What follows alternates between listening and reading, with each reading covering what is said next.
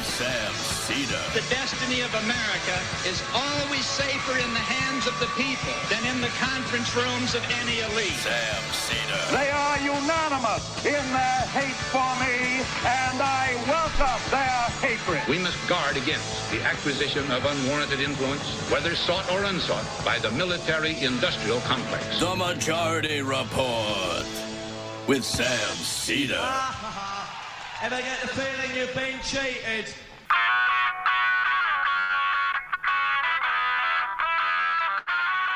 It is Tuesday, February 15th, 2022. My name is Sam Seder. This is the 5-time award-winning Majority Report. We are broadcasting live steps from the industrially ravaged Gowanus Canal in the heartland of America, downtown Brooklyn, USA. On the program today, Russia says it's pulling some troops back from the border with Ukraine. Putin calls for talks. NATO skeptical. We shall see. Meanwhile, Donald Trump's accounting firm definitely cuts its ties with Trump Inc. and runs for the hills. Bill Barr's John Durham, remember him? Well, he's still investigating in an investigation that has now been like 3 times the length of the Mueller investigation. And he has just issued a filing which has presented virtually nothing new. But it's all the rave on the right. Meanwhile, the Senate fails to agree on Russian sanctions, so they will pass a non-binding resolution saying Ukraine is A-OK instead. Rick Scott not pleading the fifth in this case, but holding up the bipartisan Postal Service reform bill over a technicality. North of the border, Trudeau declares a national public order emergency to enhance the Canadian government's ability to clear blocked border crossings. New York City fires 1,400 workers because they refuse to get vaccinated. Brace yourself. That's no more than 0.03% of the New York City workforce. U.S. Western drought, the worst in 12 centuries. U.S. attempting to extradite the former Honduran president. And new poll, 28% of Democrats say their party not assertive enough. All this and more on today's Majority Report. Welcome, ladies and gentlemen. It is Tuesday. As you're aware, I think it's the coldest day of the year until next year. I think this is going to be the last cold day. That is a bold statement. Yep. And I say that to Emma Vigland, who is here.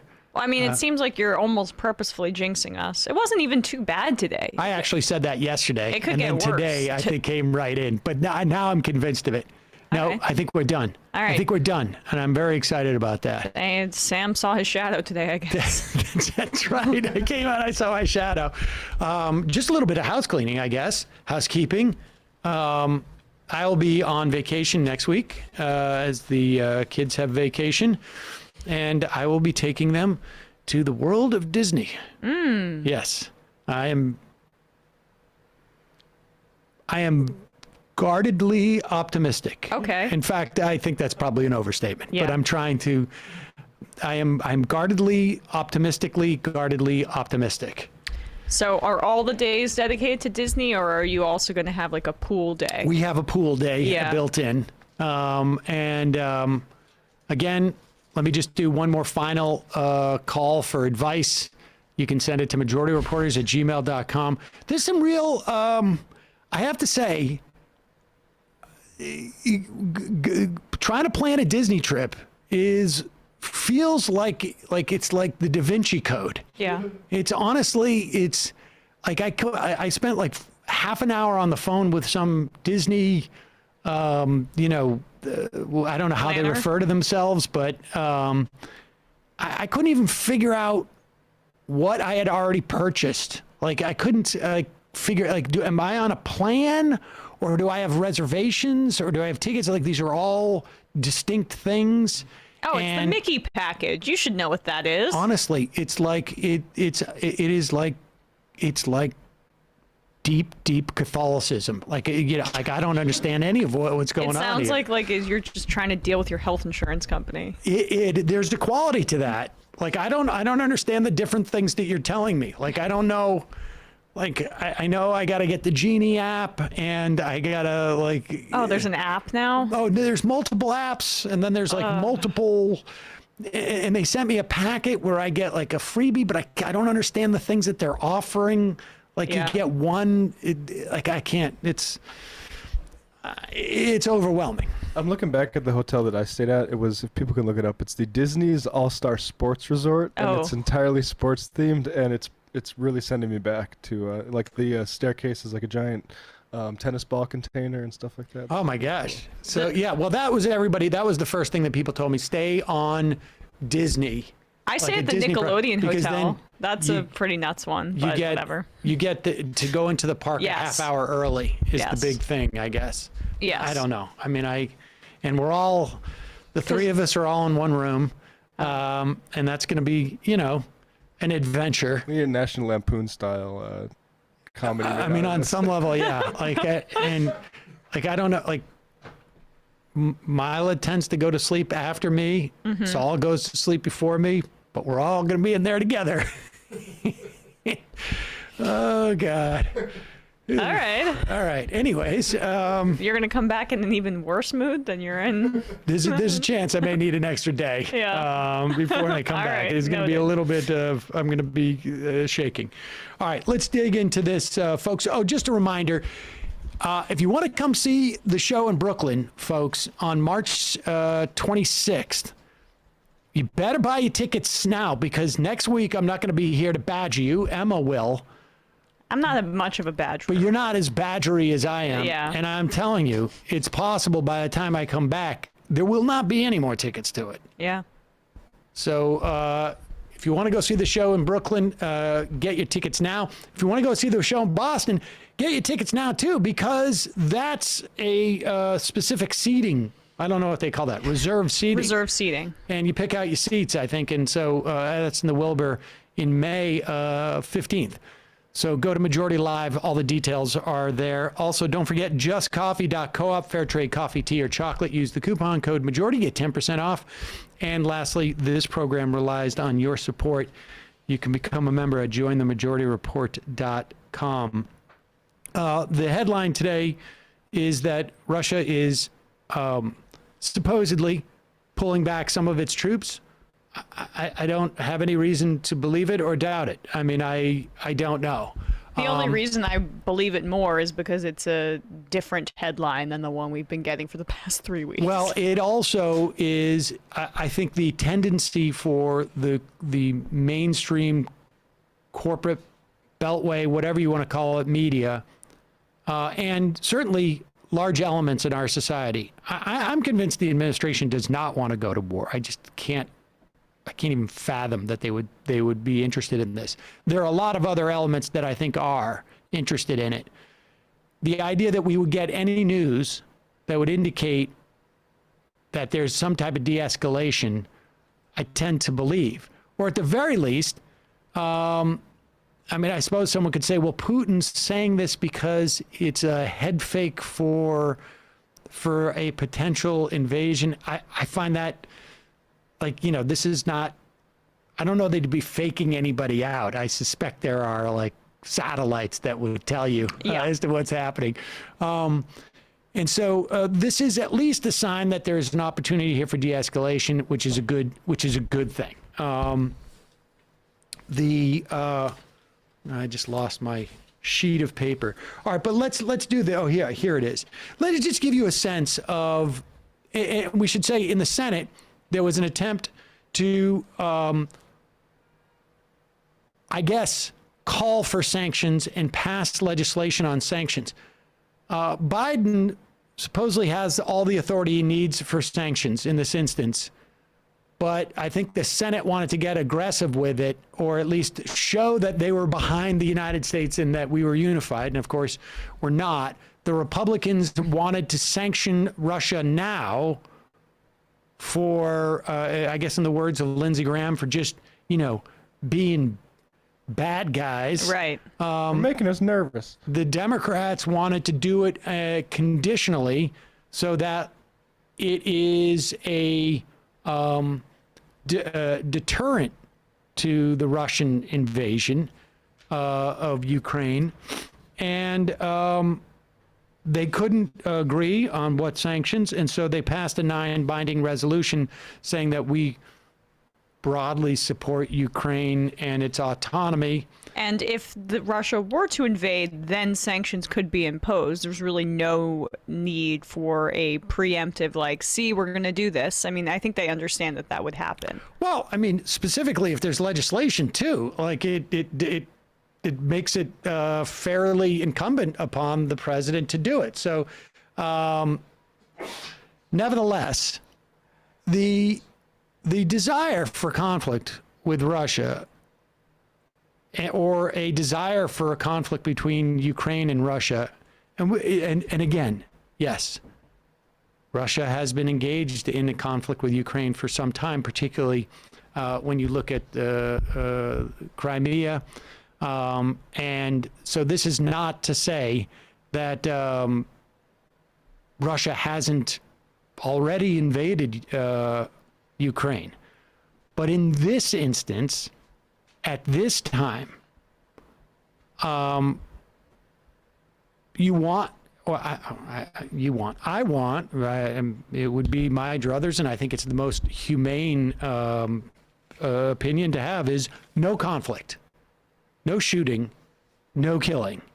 And that, to me, is the best case scenario.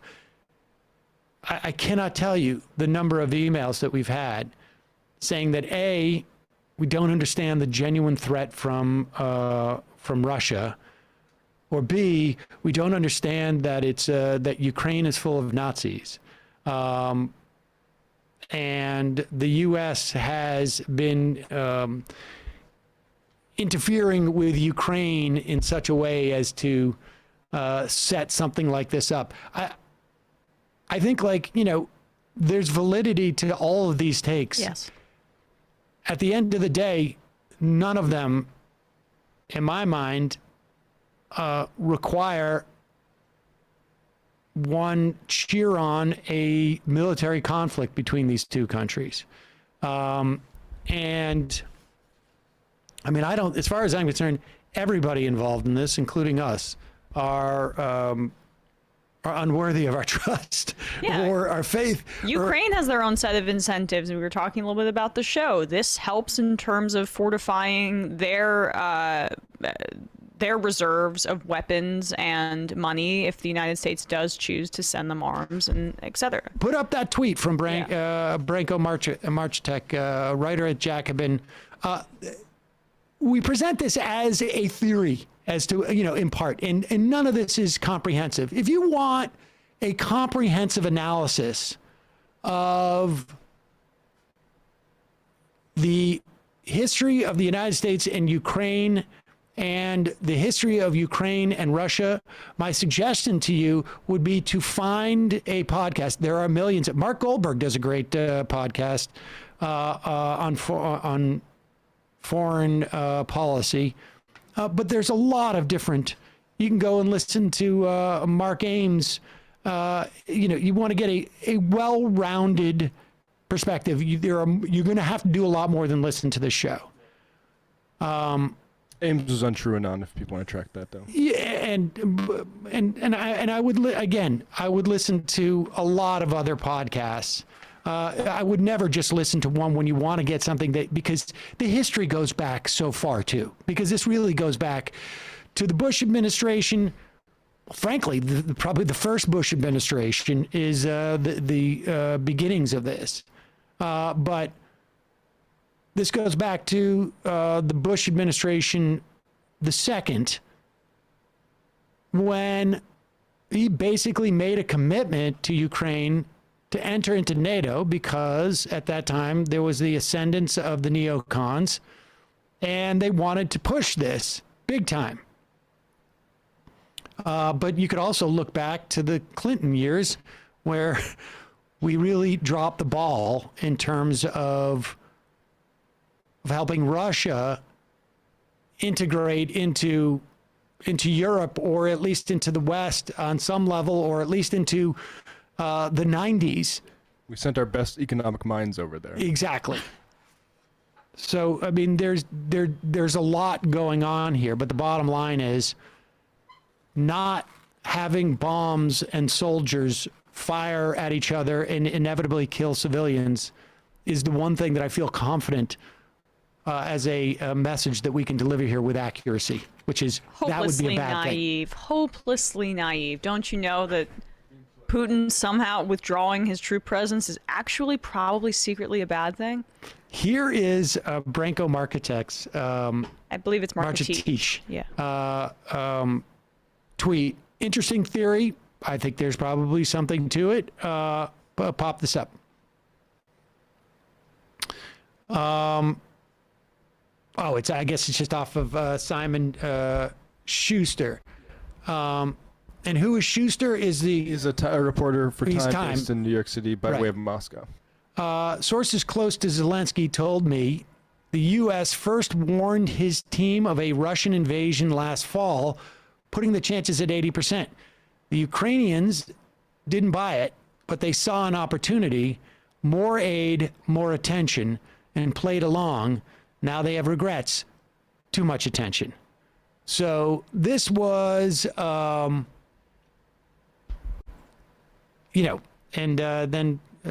Market Teach says this confirms what a number of analysts have argued last month, that Zelensky manipulated the situation to get more weapons and aid and got buyer's remorse when the resulting panic had economic consequences. So, I mean, that's probably partly true. I mean, I think Putin's desire for aggression and to chest puff is true. And I also think it's true that the United States is overstating the urgency of the conflict. All of these things can be true. Yep. And the U.S. press is also overstating the urgency of the conflict. Look at that transition. Yes, that's nice. Here is Melinda Harry. Is that her name? Yeah, pop this up. She is a member of the Atlantic Council, and the Melinda Herring. And I can tell you that all of these think tanks, it is. I just remember going on, happening to be scheduled to be on Chris Hayes' program the night that Trump first struck Syria, and it was imminent. I just happened to be there. I don't know. I was going to go talk about, I don't know, Donald Trump's dog or whatever it was. And so I got to stay for the hour because I was the only person apparently in the building who would say this is a bad idea. They brought on, people from Brookings. It didn't matter who they brought on. In fact, I think I might have been the only person in prime time.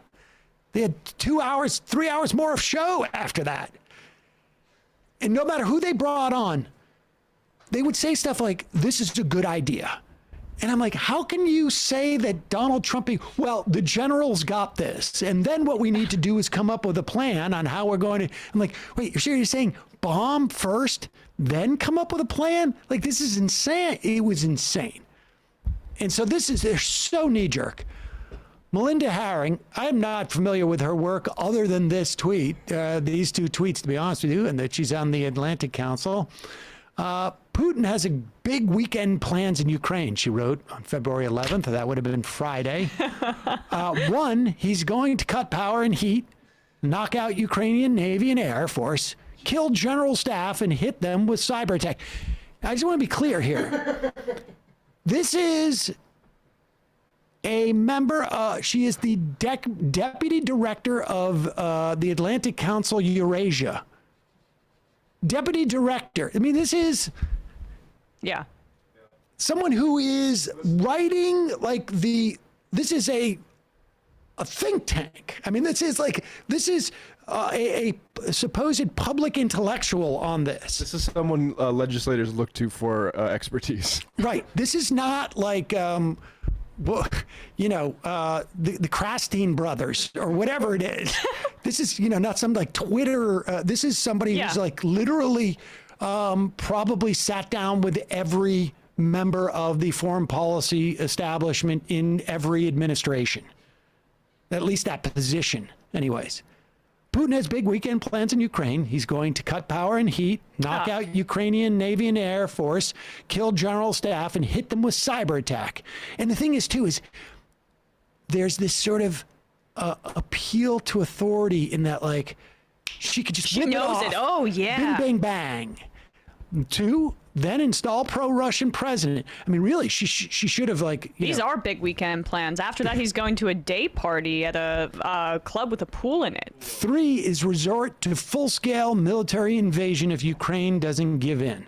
Wow. That is... That's what happened, right? It's dire. That is big stuff. And here she is today, 7:40 a.m., we've been so focused on Russian troops and tanks that we've missed Moscow's strategy. Strangle Ukraine's economy and sap the resolve of its people. Seems like weekend plans changed. Yeah. Well, when it's rainy, it's hard. It's hard, right? And then weather was bad. And then she's written a piece. The West is falling for Putin's real play in Ukraine. Wonder why? Wonder how? I wonder who fell for that. And look, there's more though. I understand Twitter, you can't get nuance, but maybe if you're the deputy director of a think tank and we're on the precipice of war, maybe Twitter's not necessarily. Maybe you don't need to do like the 3 things that he's going to do this weekend. Maybe you can be a little more nuanced in it. Okay, how about someone from NBC News, right? Like they're not invested in this narrative, because she's an expert on this. She wants to appeal to authority. They're just reporting the news. Do you have this, Bradley? Put up the first Zelensky thing. From Tom Winter of NBC. He said, new Ukrainian President Zelensky posts on Facebook, "We are told that February 16th will be the day of the attack. We will make it the day of unity. The relevant decree has already been signed." And then important update, Zelensky's spokesman says that when he was on Facebook and saying that, Zelensky was merely referring to media reports told by the media, not by U.S., Russia, NATO, etc. And if you could just go back to the quote tweet from a BuzzFeed reporter, because this is the context. The walk back is not from Kiev. It was misinterpreted by NBC, other outlets. Walk back should come from those inaccurately reporting what Zelensky said. If you know Zelensky, local languages, local context, you don't misinterpret this. Ukrainian media didn't get it wrong, only U.S. So basically, Zelensky was mocking the United States' breathless hyperbole about an imminent invasion into his country. He was being sarcastic, mocking it. I mean, maybe not the right time to do so, but regardless, if NBC and if these foreign correspondents had the requisite literacy in the countries that they are talking about are in such danger and that they're so afraid are going to get invaded, and if the media invested in international correspondents that were actually based in these countries, they would have known that he was being sarcastic. And yet they're like, February 16th, the leader of Ukraine is saying Russia's invading. It's unbelievable. And they tried to blame it on Kiev. Yeah, go back. Yeah, go back to that, because put that back up. Because this, and to be clear here, what Miller from BuzzFeed News is saying is that there was no walk back from Kiev. There was no walk back because Kiev did not meaning the capital, Ukraine, Yeah. did not misstate anything to the extent that there was any sarcasm associated with this. Everyone who understood the context, in other words, people who had done the work, understood that this was not a literal statement, that it was in response to all of the claims that there was going to be an invasion on the 16th. And the NBC guy pretended like the walk back was from Kiev, It's as a opposed CYO CYA cover your ass. Exactly. Or CYO, cover your orifice. And Jeez. well, it's your Twitter orifice. And this is also the deflection of blame from the misreporting is also sort of a cherry on top. Well, it's funny. Like, walk back from Kiev. Like, Kiev can mean a couple things. That could mean the government there. It could mean your dumbass reporters who were misled. Right. Yes. Exactly. They're walking it back from Kiev. Yeah. Our local stringer in Kiev said, "Guys, you got this wrong." Okay, you're walking it back. No. Walk back. You got it wrong. All right, I get it. You're just backing up a little bit on it. No. We're not backing up. You got it wrong. All right, okay. Don't get so huffy. Will Menaker had a funny tweet. My emotions were running high this weekend when I tweeted that, quote, "The missiles are already in the air. Global nuclear annihilation is imminent. I still expect this to happen very soon, but lesson learned. I will be more judicious in the future." I mean, to me, that is just so glaring. This is like, there is this really bizarre incentive, and it's just for all of these foreign correspondents and Pentagon reporters, for that matter, to get there first, and yet they don't have the on-the-ground reporting to justify that kind of push, and it creates errors and embarrassments like this. I mean, that's what is really depressing when you think about, like, when World War II broke out, these papers actually had foreign correspondents and things like that. There's none of that anymore. Yeah. And they want the like CNN wants the skeptical of it. They want, or the spectacle, I should say, of the missiles in the air and the imagery of it, without actually investing in the reporting that would back up that kind of visual. Moving on. New York Times reports today that Mazars USA, this is the accounting firm that Trump Inc. has been using, or had been using as of a week or two ago. Only the best. Only the best. Mazars wrote a letter that apparently was dated February 9th. We know this because there was a filing yesterday by Letitia James, the AG of New York State, in pursuit of a civil, should be clear here, the New York State AG is pursuing civil charges against the Trump Inc. The Manhattan DA, however, is looking at potential criminal charges around, I believe, a lot of the same issues, and that being that the Trump organization lied in pursuit of loans. So in other words, they suggested that the value of things that they were loaning against were higher than they were. That's fraud. The firm, Mazars, said in a letter it could no longer stand behind the annual statements that it's been producing for the Trump organization. They cut ties with him, with Donald Trump and the family business last week. It could no longer stand behind a decade of annual financial statements it prepared for the Trump organization. The letter apparently was from February 9th. This is important dates, just to keep in mind for a moment. February 9th, that would have been about a week ago, yesterday, right? Or a week ago tomorrow, I should say. And it was filed yesterday. The letter instructed the Trump organization to essentially retract the documents, known as Statements of Financial Condition from 2011 to 2020. In the letter, Mazars noted that the firm had not as a whole found material discrepancies between the information in the Trump organization provided and the actual value of Trump assets, but given what it called the totality of circumstances, which included Mazars' own investigation, The letter directed the Trump Organization to notify anyone who received the statements they should no longer rely on them. That is such specific parse language. I mean, it is like really an attempt to split hairs, but also come out looking clean. I mean, I'm not sure I fully follow what the distinction is here. I think that's purposeful. But it could be a way. I mean, it could be a way of them saying, well, we didn't find material discrepancies between the information that you provided and the actual value of the assets, but there was a lot of stuff going on that made this stuff shaky.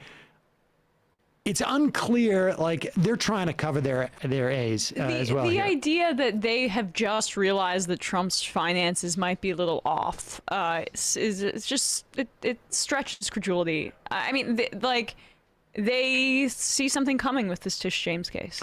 Now, here's the, and maybe the subsequent Manhattan DA case, which I imagine is involved in similar questions. We should also note that last week we were talking about throughout the entire week the seeming turn that the Republican Party, or at least elements of it, made in regard to Trump. You had Pence over the weekend, a weekend ago. Whispers back there.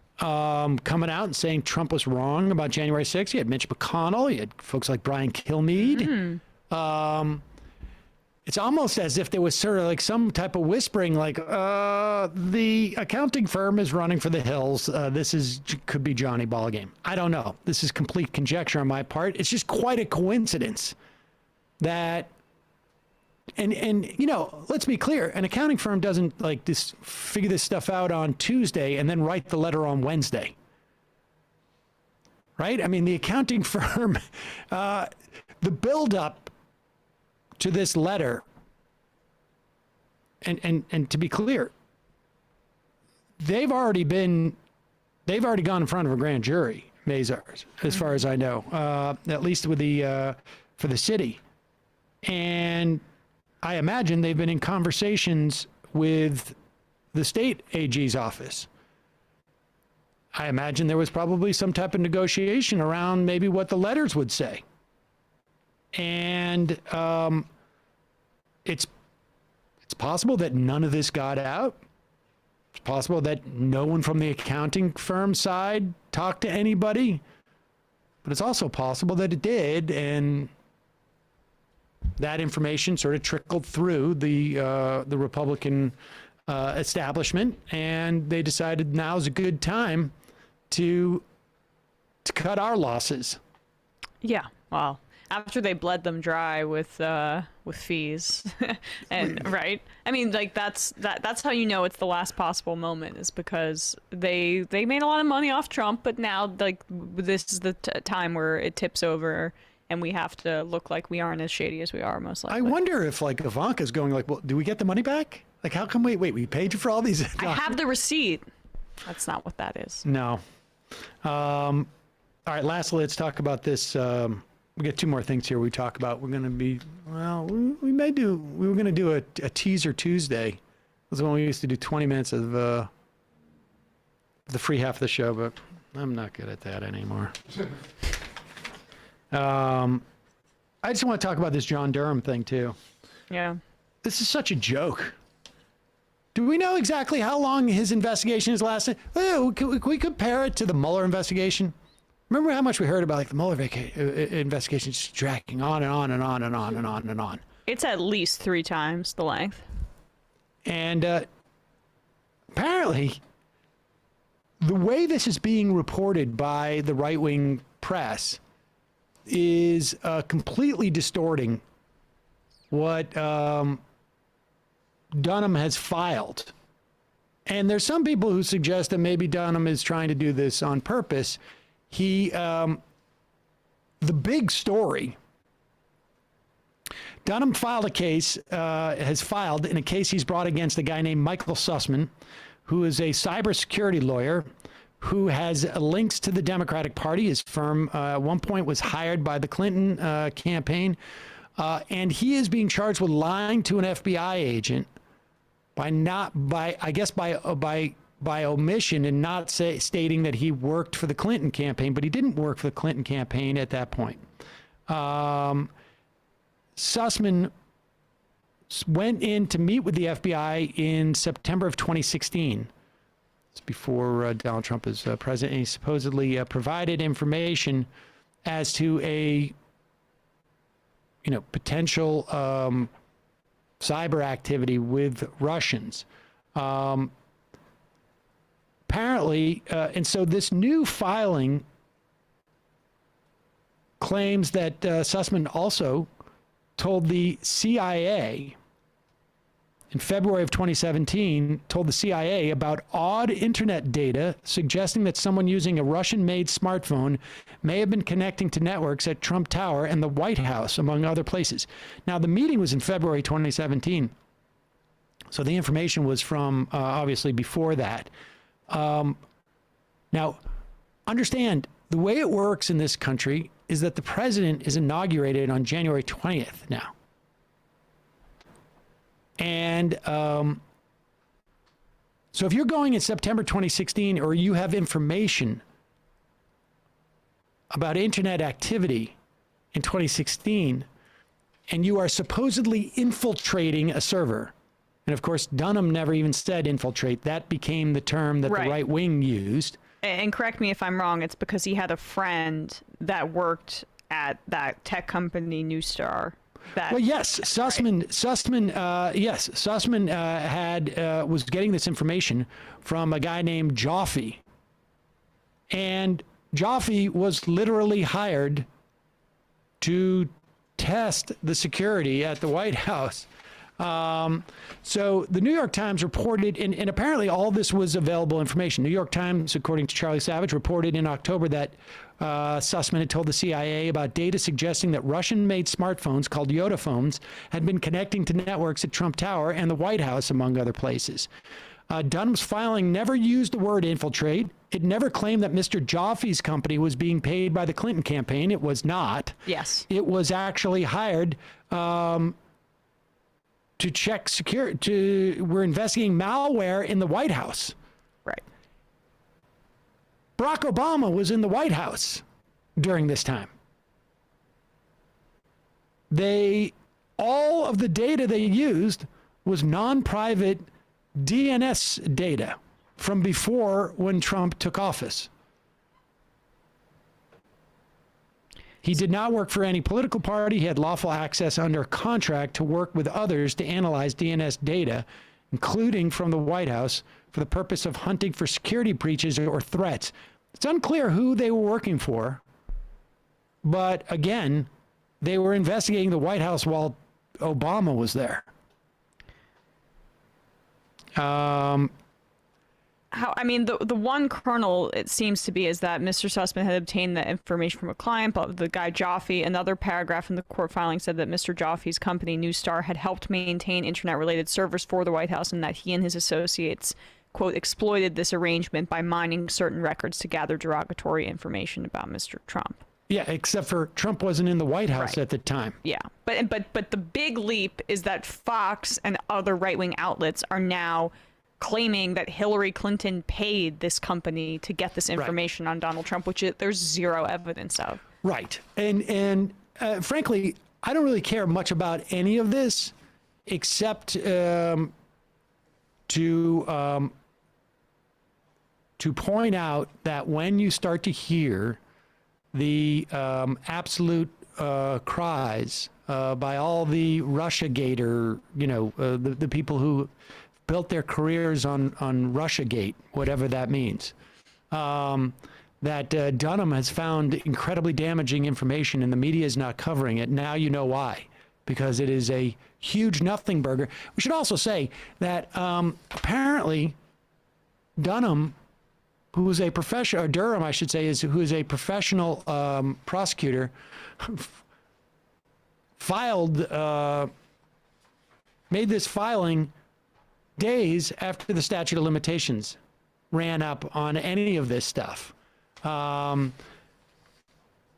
which suggests that he knew there was nothing illegal or illicit here, and all he wanted to do was to feed a conspiracy. Give some raw material for people. Exactly. Yeah. If there was anything criminal, he would have filed this literally last week, but waits a couple of days before the statute, after the statute of limitations passes, so that we couldn't charge him. Yeah. But that doesn't mean there wasn't any smoke or fire there, folks. And that might give you a sense of why the right-wing media, Fox and the Washington Examiner in particular, were primed to run with this. Yeah. Primed already. Yeah, here it is. Lawyers for the Clinton campaign paid a technology company. First of all, the lawyers were not from the Clinton campaign. They did not pay the technology company. It did not infiltrate. I don't know why they put that in quotes. I don't know where that word came from. So this is from Fox's newsletter, basically? Right. And it was not, the sequencing is also not true. Trump Tower and the White House, they were already doing it at the White House in order to establish an inference and narrative. I don't know where those quotes came from. Well, the reporter on the right says Durham never said the tech executive cited in the filing infiltrated any Trump or White House server. That was taken from a quote of a former congressional aide working for Devin Nunes's committee. Who just made that up too. Yeah. So there it is. Just so you know. And media outlets avoid downplay latest developments implicating the Clinton campaign. It's the same, maybe they're censoring it too. Like the same playbooks. Dark. I don't want you to hear this. You got to see that on the dark web. You got to read between the lines of the Durham report. It actually says I won all the states, even Arizona and stuff too. Looking forward to that headline being butchered and regurgitated to me by a right-wing relative next Thanksgiving. There you go. But you know, that's the thing is this is a fundamentalist thing where you like to have a text to point to, even if it doesn't say what you think it says, right? Like, remember the release the memo thing? That I don't even remember what that memo was about, but they were like, hashtag release the memo. You don't want the memo released? It's like, I think the memo is probably bullshit. And part of the reason why, it's important to walk through these things is so people understand, this is inevitable. Release the memo. I mean, there's been how many of these things? Benghazi. I mean, this is relentless. And when you look at the way, what happened with the Afghan funds that the Biden administration basically stole from the Afghan people. And it is apparently extremely peaceful in Afghanistan now. Things are returning to somewhat normal. That doesn't mean that I would want to live under Taliban rule, but the Afghan people largely seem like they would prefer that than the constant fighting. But the biggest problem there is now abject poverty and potential starvation. And there is no logical reason that the Biden administration is going to withhold that money and provide half of it as opposed to all of it to Afghan aid. If you really feel like you want to deprive the Taliban of that money or the central bank of that money, you really want to make sure that the economy is completely destroyed there. There's no rational reason to make that money available to civil lawsuits from 9/11 families when we've already provided for and could provide for more 9/11 funds. Unless you're just terrified of the narratives that get built up around it. And the bottom line is, it's not going to make a difference. It's going to be just some other narrative. It's absurd. Before we go, congratulations to us. We're number one. The drought in the west of this country, worst in 12 centuries. Now, I know you're saying, 12 centuries? That's only 1,200 years. That was my first thought. That doesn't prove anything about climate change. Well, it's just because that's as far back as you can measure when you're looking at tree ring data. 800 AD is as far back as the data goes at this point. It is the driest 2 decades in the region for at least 1,200 years. And apparently it is not it is not really a function of precipitation. Well, that is part of it. It is, according to Julie Cole, a climate scientist at the University of Michigan, who was not involved in the research, but have looked at the findings. It confirms the role of temperature more than precipitation in driving exceptional droughts. Precipitation amounts can go up and down over time and can vary regionally, but as human activity continues to pump greenhouse gases into the atmosphere, temperatures are more generally rising. And the air is basically more capable of pulling the water out of the soil, out of vegetation, and out of crops, and out of forests, obviously because it's hotter. So, I mean, that was like when I was watching the Super Bowl in that stadium in LA. Did you see they have this man-made lake outside of it with a waterfall? That's all I kept thinking about. We are just, I mean, and that was built a few years ago. Just the hubris of the of the human race, honestly, and of wealthy interests. It's just ridiculous. Like, I don't want to, Arizona. I was flying over Phoenix and Maricopa County in a flight simulator, and it's like, does all this stuff, do we need lawns like out here? Yeah. Like, yeah. We really have so much. I mean, even North Dakota, I think we should like have like rocks on the lawns at this point. Yeah. Just like, pointlessly wasting water. Yeah. All right, we're going to take a break, head into the fun half. We did sort of a short show today. We almost made it to the original length of the show when we launched, which was 45 minutes. Success. I'm very impressed, Sam. I was, Thanks. when you say we're going to go short, I mean. I know. Everybody laughs at me. Yes. I mean, we don't laugh at you. Not in front of me. Yeah. We'd laugh Folks, behind your back. Don't forget, it is your support that makes this show possible. You can become a member at jointhemajorityreport.com. It is your support that allows this show to survive and thrive. Jointhemajorityreport.com. Also, don't forget the AM Quickie. Get all the top headlines in your email box every morning. You can read it quickly, which is why we call it the Quickie. And the AM, of course, is the time of day we send it. Matt, what's happening in the Matt Leckian media universe? Yeah, for patrons, which we're nearing up on 1K patrons at Patreon, which means I'm going to Austin once we do that. But we had a good conversation with @Paradoomer Aaron Thorpe of the Trillbilly Workers Party podcast about his piece on nostalgia.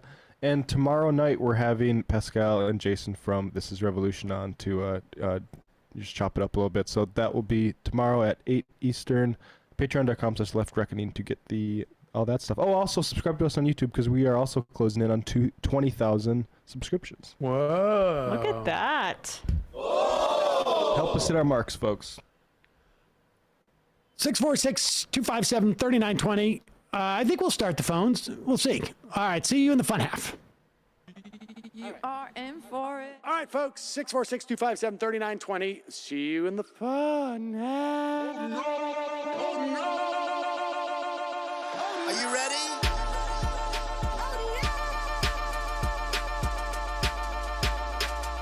Who sent us this? Alpha males are back.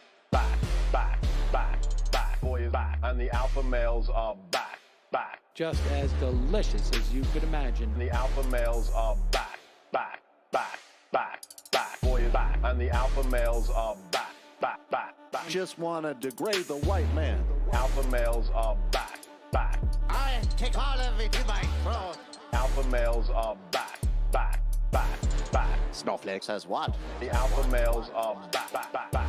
You are a madman. And the alpha males are back. Oh no, Sam Seder! What a fucking nightmare! Bring back DJ Dinner. Yeah, or a couple of them. Just put them in rotation. DJ Dinner. Well, the problem with those is they're like 45 seconds long, so I don't know if they're enough of a break. That's fucking nonsense. You see white people doing drugs, they look worse than normal white people, and all white people look disgusting. And the alpha males. Psych. Fuck them. Snowflake says what?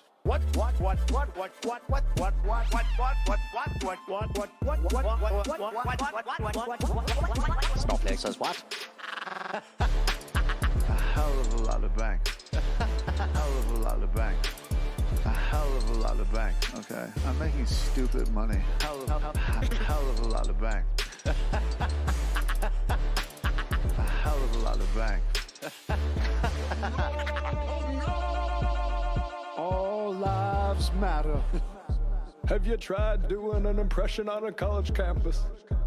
I think that there's no reason why reasonable people across the divide can't all agree with this. Psych. And the alpha males are back.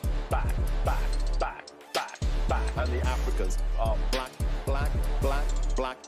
African. And the alpha males are black. And the Africans are back. When you see Donald Trump out there, doesn't a little part of you think that America deserves to be taken over by jihadists? Keeping it 100. Can't knock the hustle. Come on, fuck 'em. Things I do for the bigger game plan. By the way, it's my birthday. Happy birthday to me, Jew boy. I have a thought experiment for you. And the alpha males are back. Africans are black. Alpha males are black. Africans are back. Come on. Come on. Someone needs to pay the price for blasphemy around here. I am a total pussy.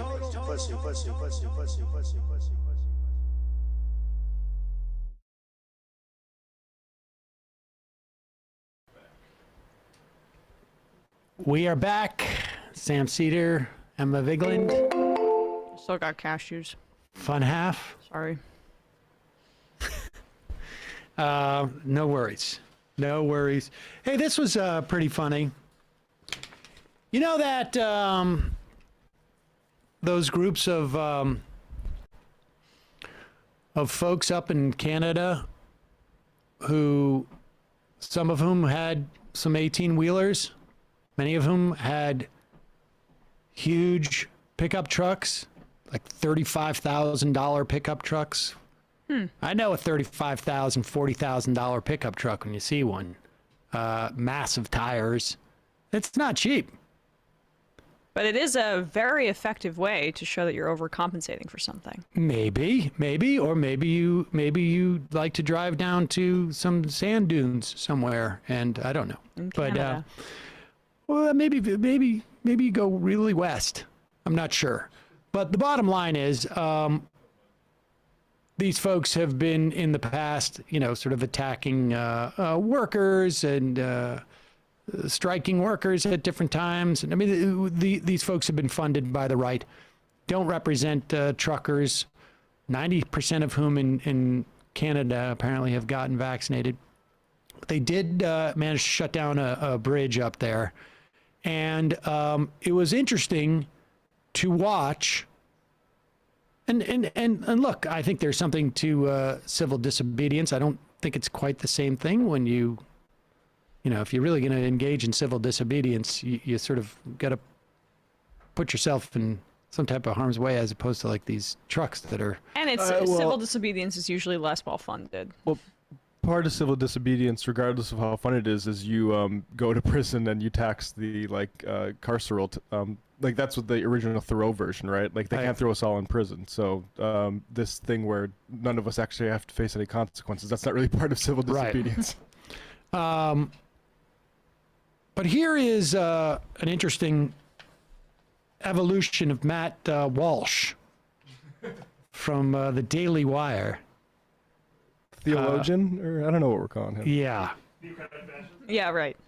Matt Walsh quotes a tweets a piece from Daily Beast columnist Matt Lewis. And which one? What's the order we should play this in? 7 first? Yeah, let's do it for the context. Yeah. So this is his original position on this stuff back when. This is the new position. So Matt Lewis says, wait, let's do the first position. Where's the first one? Okay, this is back in November 1st, 2020. What was going on at that time? A lot of protests. Black Lives Matter protests. Yeah. Okay, right, exactly. In the lead up to the and people would walk into streets and protest as a way of and sit down And then, just as they weren't in cars, they were really just sort of subjecting themselves, putting themselves in harm's way, and performing civil disobedience. Matt Walsh, because he has no issue necessarily with Black Lives Mattering, wants to make that clear, tweets out nonpartisan statement. If you intentionally block traffic on a highway in order to make any kind of political or ideological statement, you're an a-hole. Period. No exceptions. Now, he didn't say street. He said highway. Because presumably that is even more, problematic because you're stopping a lot of traffic. And, I could only imagine how he would respond to blocking international trade. Oh, man. Yeah. And putting a lot of people out of work. Specific people, right? Matt Walsh was very concerned about the supply chains, I would imagine, recently. I would imagine. And then things sort of turn a little bit. Matt Lewis. Yep. He's responding to, Matt Lewis wrote a piece, now the right loves traffic blocking protesters? And Matt Walsh said, well, I like them when they're good for a good cause and don't like them when for a bad cause. It's really not that complicated. Except for he didn't say that at the time. I sort of think that's a legitimate response. That was my position, which I remember stating at the time. Right. It's a function of the cause. Like the tactic itself is not illegitimate, but they suck when you're doing it for, I don't know. If you block traffic to promote fascism, I'm not saying that's what's being done by the people in Canada, but just to illustrate. Not saying it's not what's being done. I'm also not saying that it's not what's being done, but to illustrate, I think it's legitimate to say, I don't like them doing that, as opposed to when you're trying to maybe emancipate people or make sure that people have the same rights to being alive as others. Why are you being so partisan? There you go. But that is so helpful in, again, these reactionary right-wingers who try to pretend like their very political and partisan statements are not political in order to normalize their actually very harmful viewpoints. That is a very helpful two-image tool to understand what they're trying to do here. There's a kicker, too, if we want to go. Now, no, wait a second, but let me just say this. Go back. The thing I appreciate about what Matt Walsh is saying here is that it is not as knee-jerk as most right-wingers react. It is basically saying it is important to look at things in context. Now, he and I obviously would disagree on what constitutes a good cause and a bad cause, but I really do appreciate this kind of framing, because it says that we must take things in context. That you can't, for instance, this is something I would like to see him apply throughout our, his ideology, both also within the context of, I think it's an awareness that, yes, context is important. This is why you don't have these hard and fast, it's surprising to come from Matt Walsh because it's such, he's so religious in his, and so rigid. It's just interesting. There's a term for this. When you, that the right would use as in a derogatory fashion when you actually consider context. What is that term? Pop up the next tweet. Oh, here it is. When conservatives abandon moral standards, wrote Matt Walsh back in 2017, they aren't winning. They're doing the opposite. They're giving up. They're handing the left everything it wants. Moral relativism. Oh. They can dress up their surrender as winning all they want, but no one is fooled. Cowards. Jeez, this is some very hot Matt Walsh on Matt Walsh on Matt Walsh action. Which one is it? It's just one's from one multiverse, the other's from the other. Right. The funny part is the moral relativism thing was very 90s. Yeah. Very 90s. That's what the right would always complain that the left were moral relativists. And then it sounds insane to hear that. Yeah, right. Honestly, like you actually think about context instead of just having these very rigid principles that I've developed from a book that was written by God, that was chiseled into stone. Which one is it? I'm so confused now. Is Walsh for or against blocking traffic? Is he for? Does he believe that you can support some things that you think are good and other things that are bad? And if he can, then everybody else can. In which case he is embracing moral relativism, but I thought that made you a coward. It's anarchy too. The answer's relative. But then it's like it eats itself again, doesn't it? It is. It's the snake. It's the snake that's eating himself. The moral, and talk about biblical imagery. There you go. Shocked to find Matt Walsh is not consistent. Yeah. Oh, do we have Nomi? Let's bring Nomi on. Boop, boop, boop.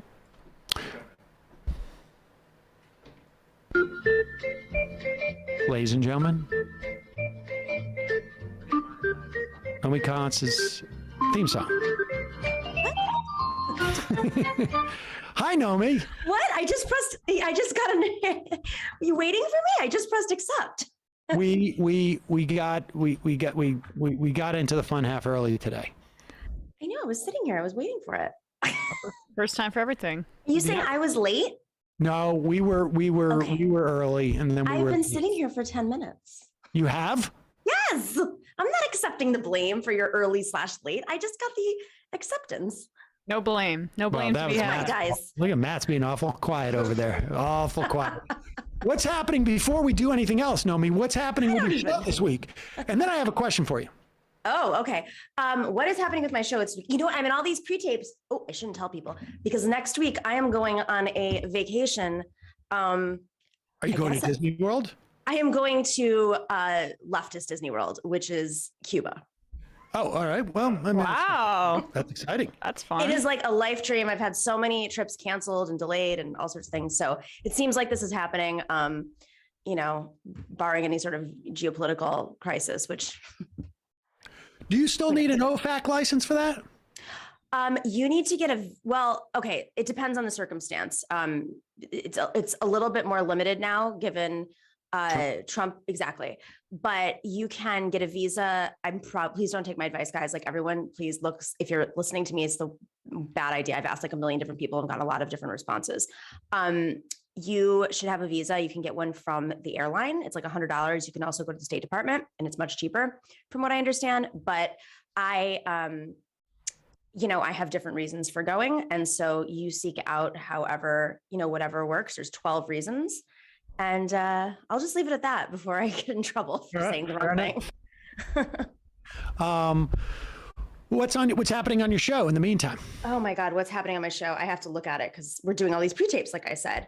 As I don't know if you guys know, but every Wednesday, Benjamin Dixon and I team up. I go on his show and he comes on our show for Solidarity Wednesdays, and we talk about different issues, that we're facing as a movement and how we stay in solidarity, and simultaneously, what it means to be a good ally with different groups, with each other, but also with other groups. And then we do some international stuff on Wednesdays as well. We're gonna have Julia Doubleday on, who does a lot of international political work. And we're talking about everybody's favorite topic, Libya, also on Wednesday. So go check that out. There's a new book out talking about how Libya was sort of was the beginning of a completely different type of geopolitical situation that we're seeing play out. I don't want to give it away, all at once, but it's definitely going to be an interesting interview. I have been reading the book and my mind's blown, especially having worked there.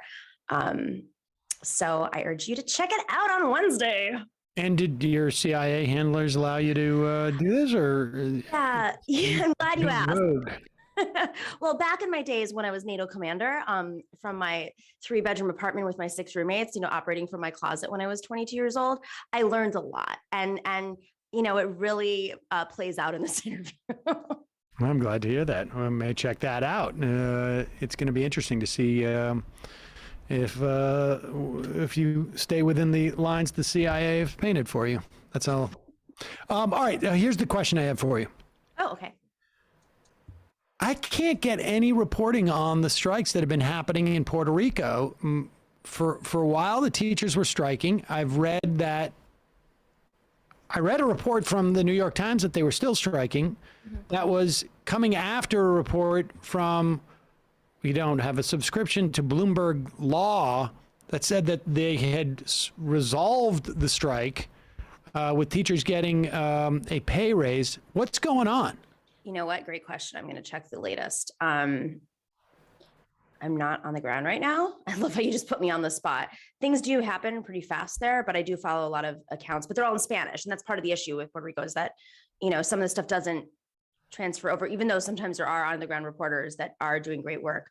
Give me like half a second. Press aware of the fact that Puerto Rico is in this country? Like, why is this like, it's like, we need the Pony Express to find out if there's still strikes going on in Puerto Rico? We don't even have, are you kidding me? We don't even have press in like legislatures around this country. Like, basic. No, but that's sort of the issue. Like one of the reasons why I kept going down there was because reporters were parachuting in after. Here, I will get you the update within 2 seconds. All right. There's a lot happening there, a lot. And all right, let me read some IMs while you do that. Hey, MR crew, happy Tuesday. Are you all familiar with Nabila Islam's current run for Georgia State Senate? Certainly, Naomi is. Yeah. She had a tremendous first fundraising report and seems to be capturing momentum. The seat she is running for is safe Dem. So if she wins the primary, she's going to the Gold Dome. Definitely suggest people donate, and at some point you can have her back on at some point. Hey, that's interesting because there's a law that is about to happen that would empower Kemp, but basically block Stacey Abrams and all these other candidates who are running, where they wouldn't be able to fundraise for a couple of months. I don't really understand the law. It broke like a couple of days ago, and I was on the phone with Nabila when it happened. But if you can give money to her now, please do, because it would disempower a lot of folks who are running, really, anti-corporate campaigns because they won't be able to fundraise. It's cuckoo. NY Bean, disappointing to see Natalie Scher multiple times now dismissing the experience of long COVID sufferers, saying reporting on what people are going through advances a controversial narrative embraced by a relatively small but passionate activist core. The article she's commenting on was about how sufferers often have trouble exercising. It's interesting. Well, it's something we can talk about at the live show in Boston. But I'm surprised by that because there definitely seems to be evidence. I think it's unclear what constitutes long COVID. It is unclear what the numbers are, depending on how you, assess or determine what the threshold is for long COVID. But it's clear that it's not a made-up phenomena. So I'm surprised by that, and I'd be interested to talk to her and see why what her perspective is on that. You know what's interesting is a friend of mine, like a really good friend of mine, her mother got COVID right as the vaccines started to be distributed in January of 2021, and she got very serious COVID, and it was very hard for her to find the right doctor because there wasn't enough research and they hadn't put enough money into understanding what was happening with long COVID.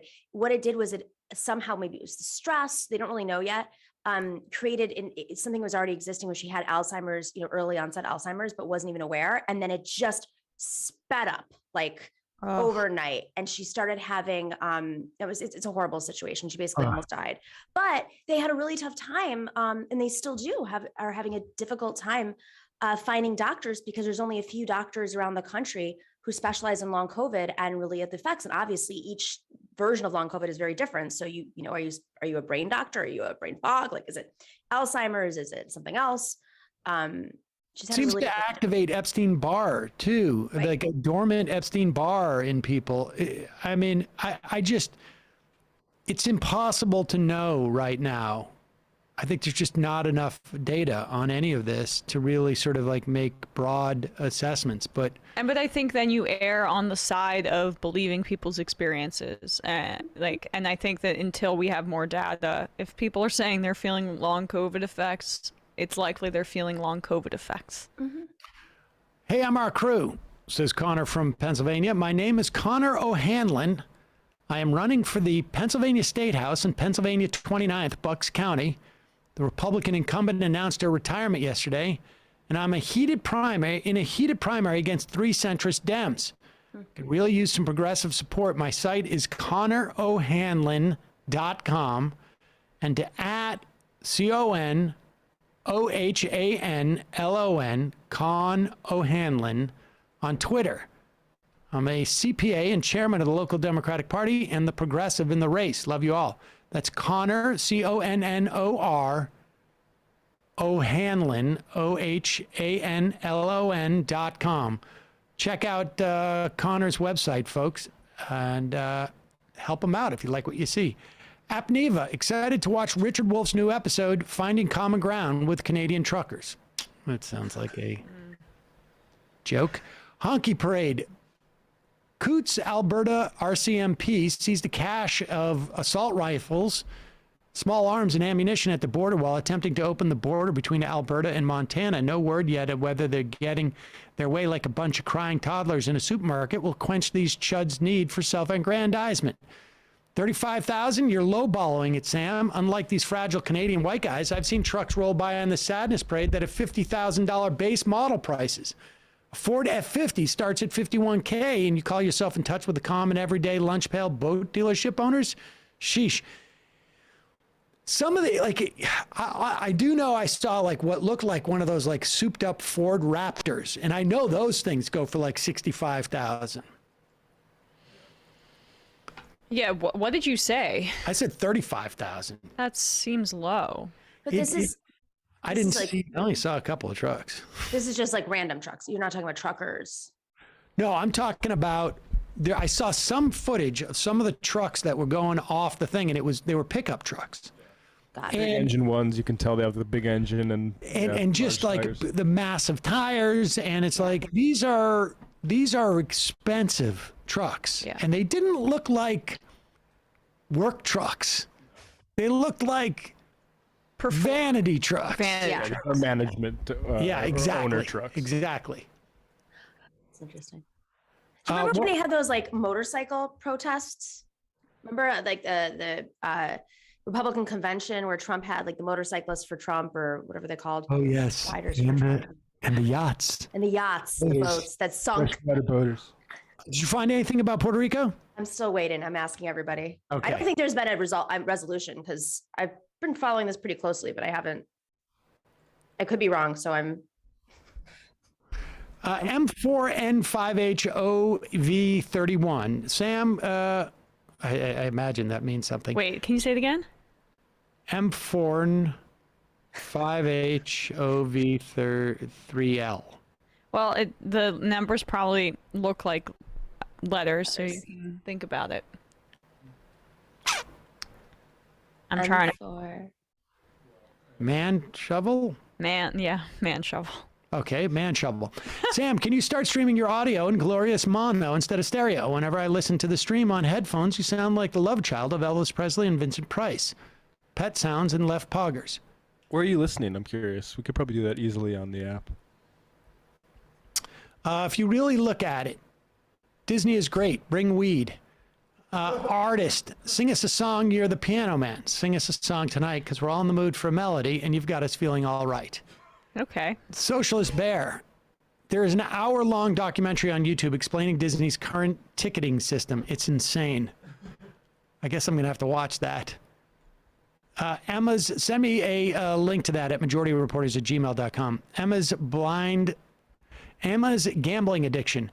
Sam, just assign Disney trip details to Mila. Fierce Deity. Emma stayed at the Nickelodeon Hotel. 12-year-old me is so jealous of 12-year-old her. Yes, my parents, right before they got divorced, took us on that trip, like, see if we can figure it out. Yeah, that was, it didn't work. That was a fun hotel, though, situation. Like, the whole hotel is, like, SpongeBob themed. Anyway, keep going. I know Tom Kenny. Really? Yeah, SpongeBob. Sam, why put yourself through this Disney malarkey when you can take the kids to Kenobi Lake Park? doubling down. As far as Disney goes, get a fanny pack. You know what? I going to. Yeah, I got a water bottle sling. Ooh. Yep. Yep. Truck nuts. That's actually fashionable, though. The water bottle sling? Yeah, all like the it people were walking around with giant water bottles last year. Oh, is that right? Hydration is hot. I gotta see. I imagine that they have like those plastic water bottles that you can get down there. Because I don't have. I send the kids the one with thermos ones, but I don't need to do that. That seems too much. I don't want to be carrying that around. What about those ones that like you can fold up? You know, they're like little bags. Oh, that's an interesting idea. Yeah. Like a little. Yeah. Yeah. Maybe. Truck Nuts 420. Don't know if you guys have heard, but Ben Shapiro is using Daily Wire to produce a film called Shut In. Apparently, Daily Wire fixed it because leftists tried to secularize the movie. Have we found the trailer to that? Do we have the trailer? Let's play the trailer to this. We're hoping that maybe this is going to be part of the feature at the live show in Brooklyn. We're going to maybe... What's the title of it again? Shut In. Oh, right. Yeah. That's Shut right. In. I remember what this is about. All right. Let's pop this up. This is your sneak peek of a trailer. This is Ben Shapiro getting his dream, like, to be in Hollywood. I'm finally in Hollywood. I finally made it. Lady? Oh. Where have you been? Pause it. Stop. Baby. Stop. Go back. First lie found. Go back. I will say that the cinematography is better than I anticipated. Oh yeah, no, this is a professional. There's the actual directors and stuff. Except for this part right here. Watch what's on the ground. First of all, I don't know what kind of hybrid tree they have where they've grafted on two different varieties of apples on the ground that are both green and red. That is definitely interesting. something you're going to have a problem with, right? Such a Sam thing. And look at the range of Do hybrid apple trees exist? Well, they do, you can graft on multiple different types of, but that's not happening there. No way. Not with a tree that thick. And that would be unnatural. You're genetically modifying a tree out of its natural state. All right, go ahead. A lot of people are questioning the apples in the trailer. You only can birth one apple. Press play. Where have you been? Baby, going away. I'm gonna take off tonight so the kids can sleep most of the way. Well, I'm mostly done. I just need to finish cleaning out the pantry. It's alright. You turn me down, so I'm leaving. Oh, leaving. Thinking through the night.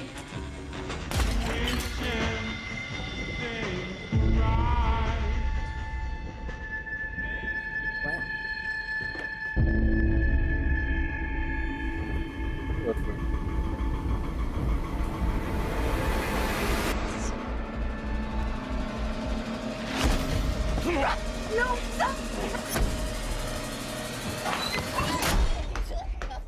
Please let me out. Please. They're showing this in the trailer?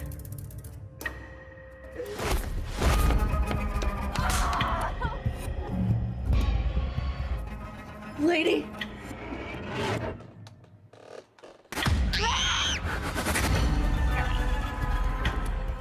Your daughter, she's very pretty. Don't you touch my kids.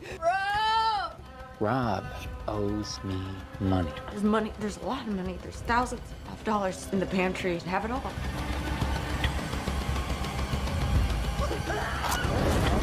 I don't even want to watch this.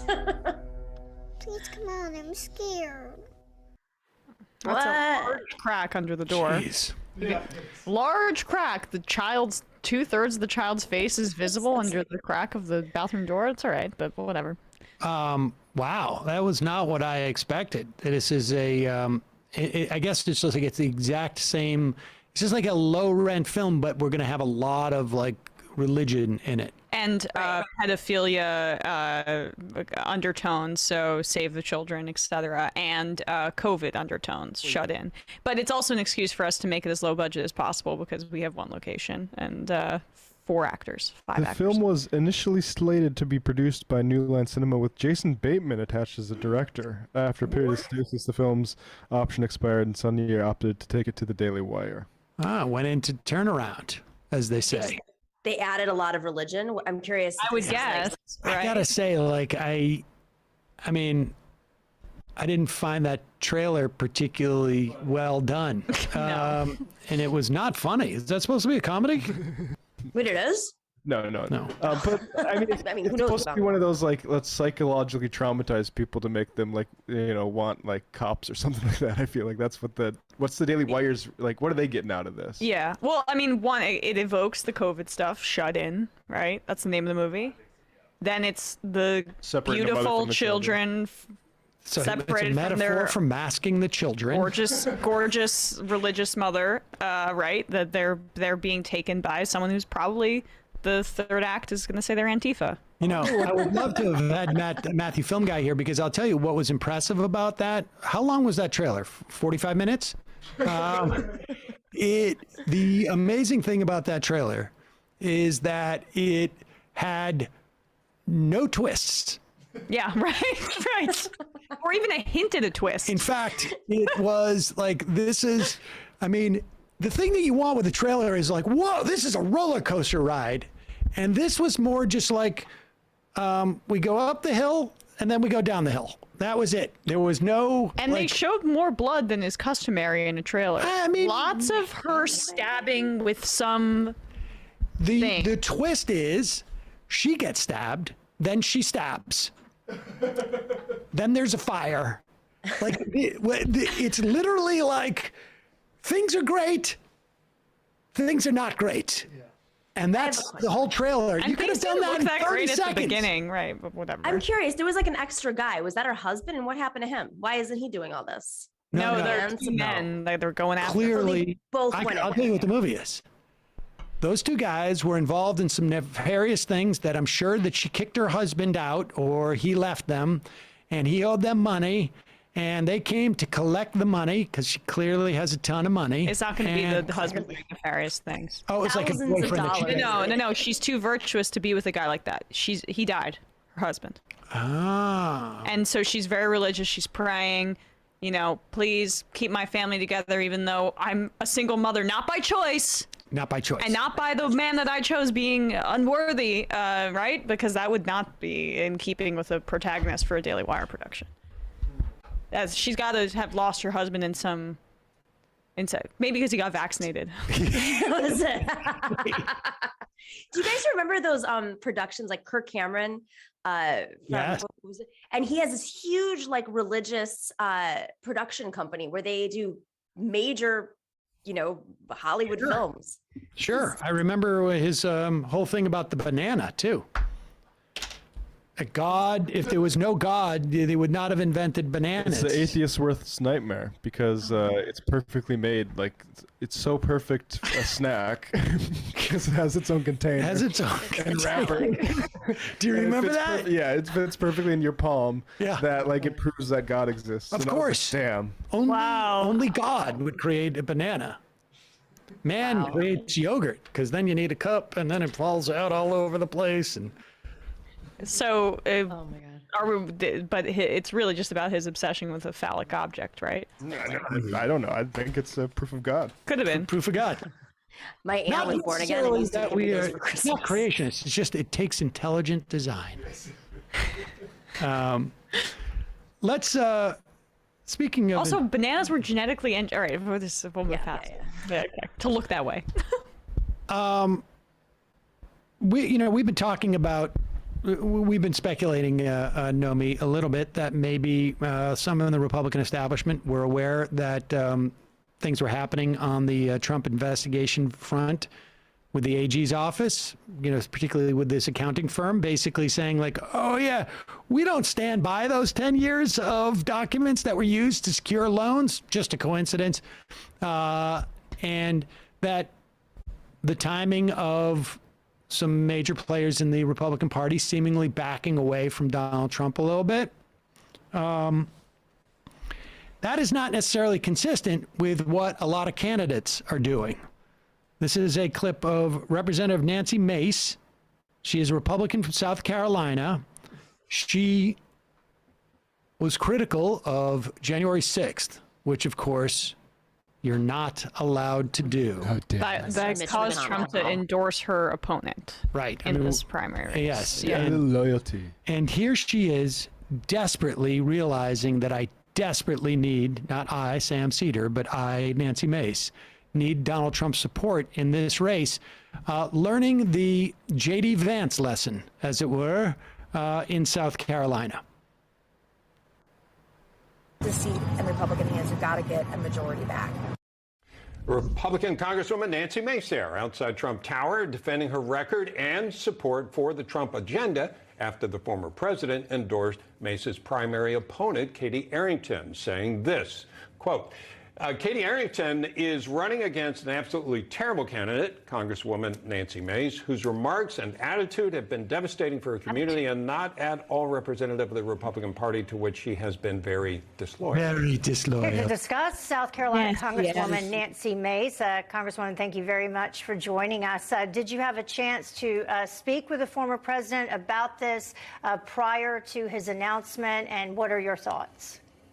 Well, I actually happened to be in New York about a block away from Trump Tower when the announcement came out, and we knew it was coming. We heard it was coming through the pipeline, and I wanted folks to know I was actually up in New York doing some interviews and meeting with some groups about the States Reform Act, which is the only Republican cannabis bill that's been endorsed by conservative groups like Americans for Prosperity, and also giant companies like Amazon and companies large and small across this space, across the country. So I was really excited to be talking about legislation that's got real legs when this news came through. And I was about a block away from Trump Tower, and I decided to march on down there and just remind people of how loyal I am to an agenda. I was there with him in 2016, helped get him elected. I worked in 7 states across the country. The things that he believed in, from foreign policy to low taxes to great employment opportunities for everybody, regardless of your skin color, those are all things the vast majority, if not all, Republicans support and believe in, including myself. But I never back down from a fight. I'm very bold. I'm very strong. I'm vocal. And I represent a swing district. This is not bright red South Carolina. This is a coastal seat where it's very deeply purple. And I was the only Republican woman who was able to defeat Nancy Pelosi's foot soldier, Joe Cunningham, and I did it in the 2020 election. And Nancy Pelosi would love nothing more than to take this seat back in another low turnout midterm election. And it can happen if we don't elect Republicans that not only can raise the money that they need to win, but that support our agenda, but they've got to be able to win if we want a majority. So that's Mark Sanford's old seat, South Carolina one. I don't think so. Sorry, Nancy. Nomi, do you like what? I don't expect you to know the dynamics necessarily in that South Carolina congressional seat, but this is going to start to play out more and more, right? I mean, this dynamic where Trump is trying to reestablish his hold over the Republican Party, and so he's going to go in and try and punish as many of the people who speak out against him. I mean, he has to, it seems to me, and this is the only time for him to actually exert, to prove that he can do it. And I also think it's a little bit of a distraction. So hear me out on this.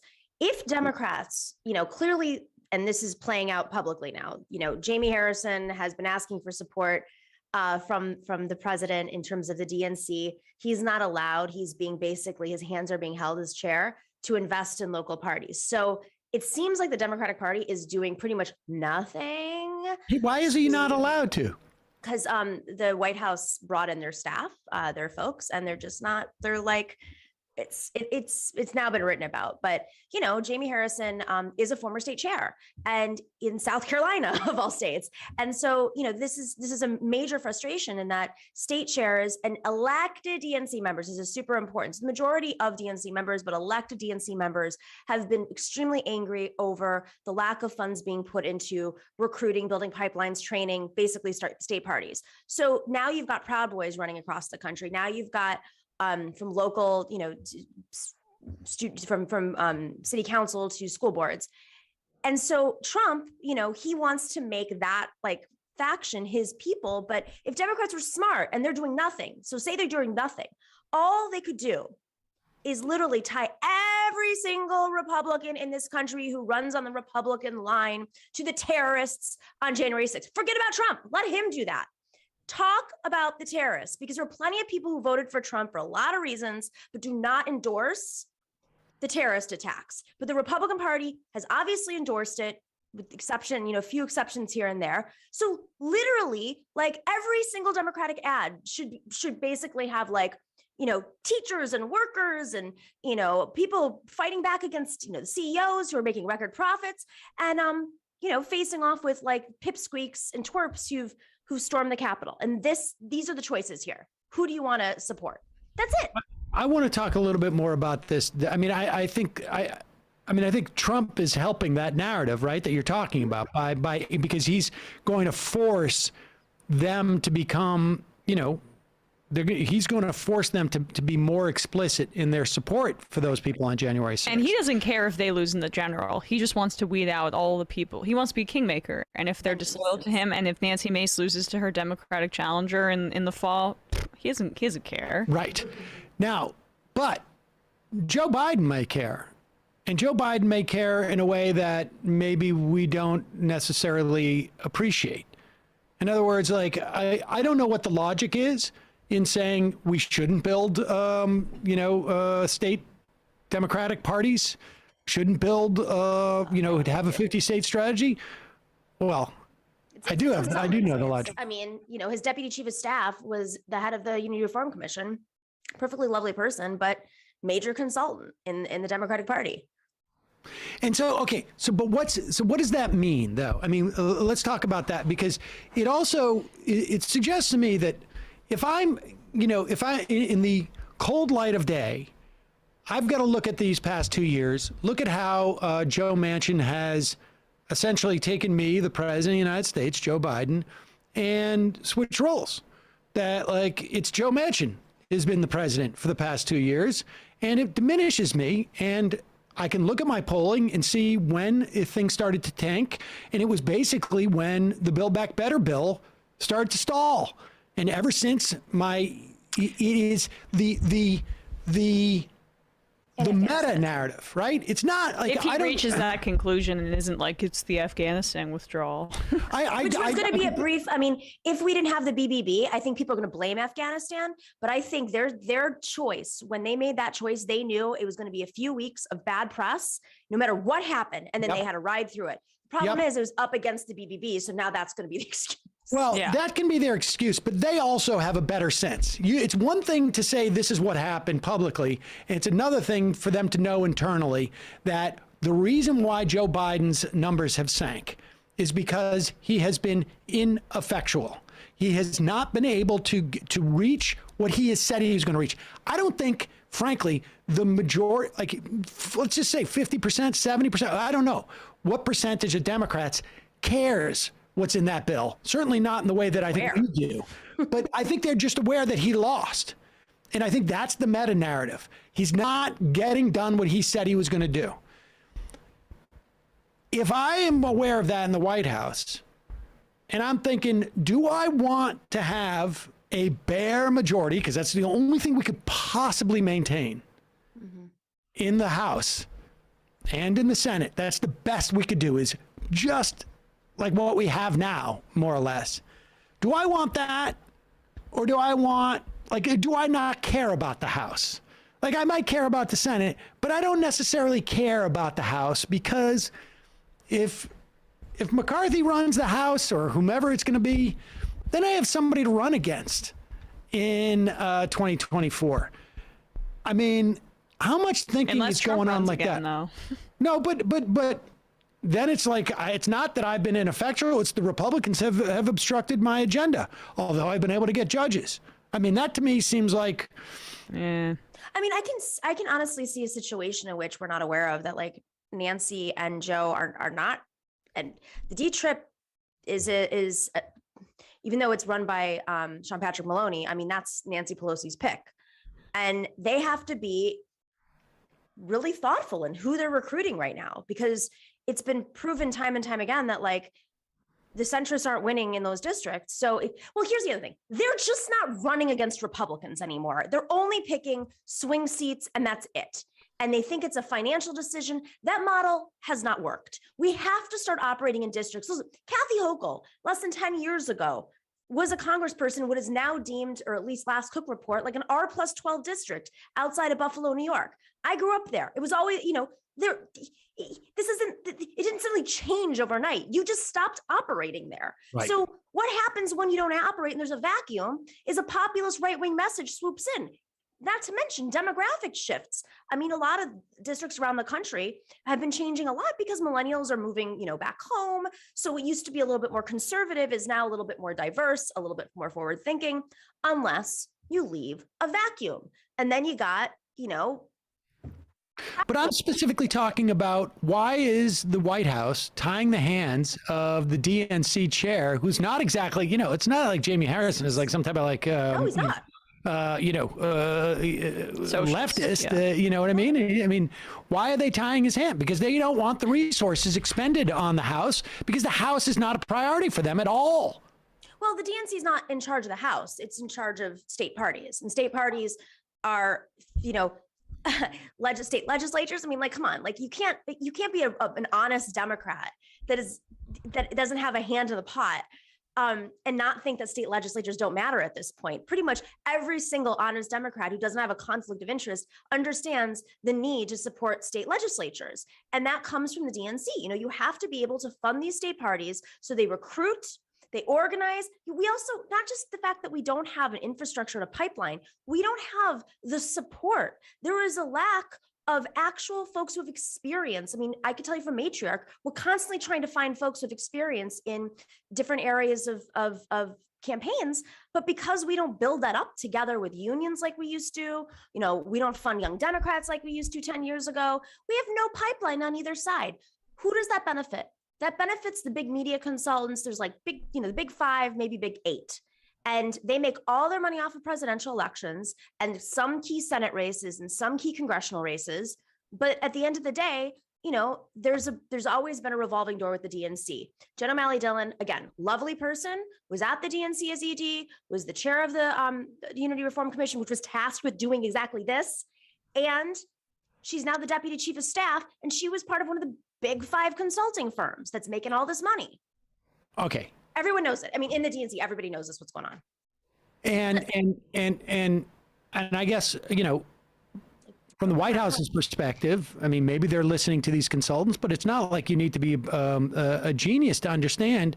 I mean, they all were there when Obama lost 1,000 of these seats, and you're not going to win congressional seats that are even remotely close. You're not going to build unless you have an infrastructure that exists. I mean, this is, I think that people don't understand is that, if you got state Senate candidates who are bringing people out to the polls, when they go, they don't just go like, I'm just voting for my state senator. It's like, I'm voting for the congressional candidate here too. And I guess my point is just that there are, and I imagine there are a lot of different forces working, but the two major forces are, A, you have consultants who it's in their vested interest not to have competition from local homegrown politicos. That's right. And B, you have a White House that has a not a very strong incentive, maybe even a disincentive, to actually win the House in 2022. Because that's where, I mean, as much as the House frustrates a lot of us, and there's a lot of bad Democrats in the House, generally speaking, it does pull more to the left. You look back historically, even I'm not even talking from an ideological perspective. It's like the House, they've had the House.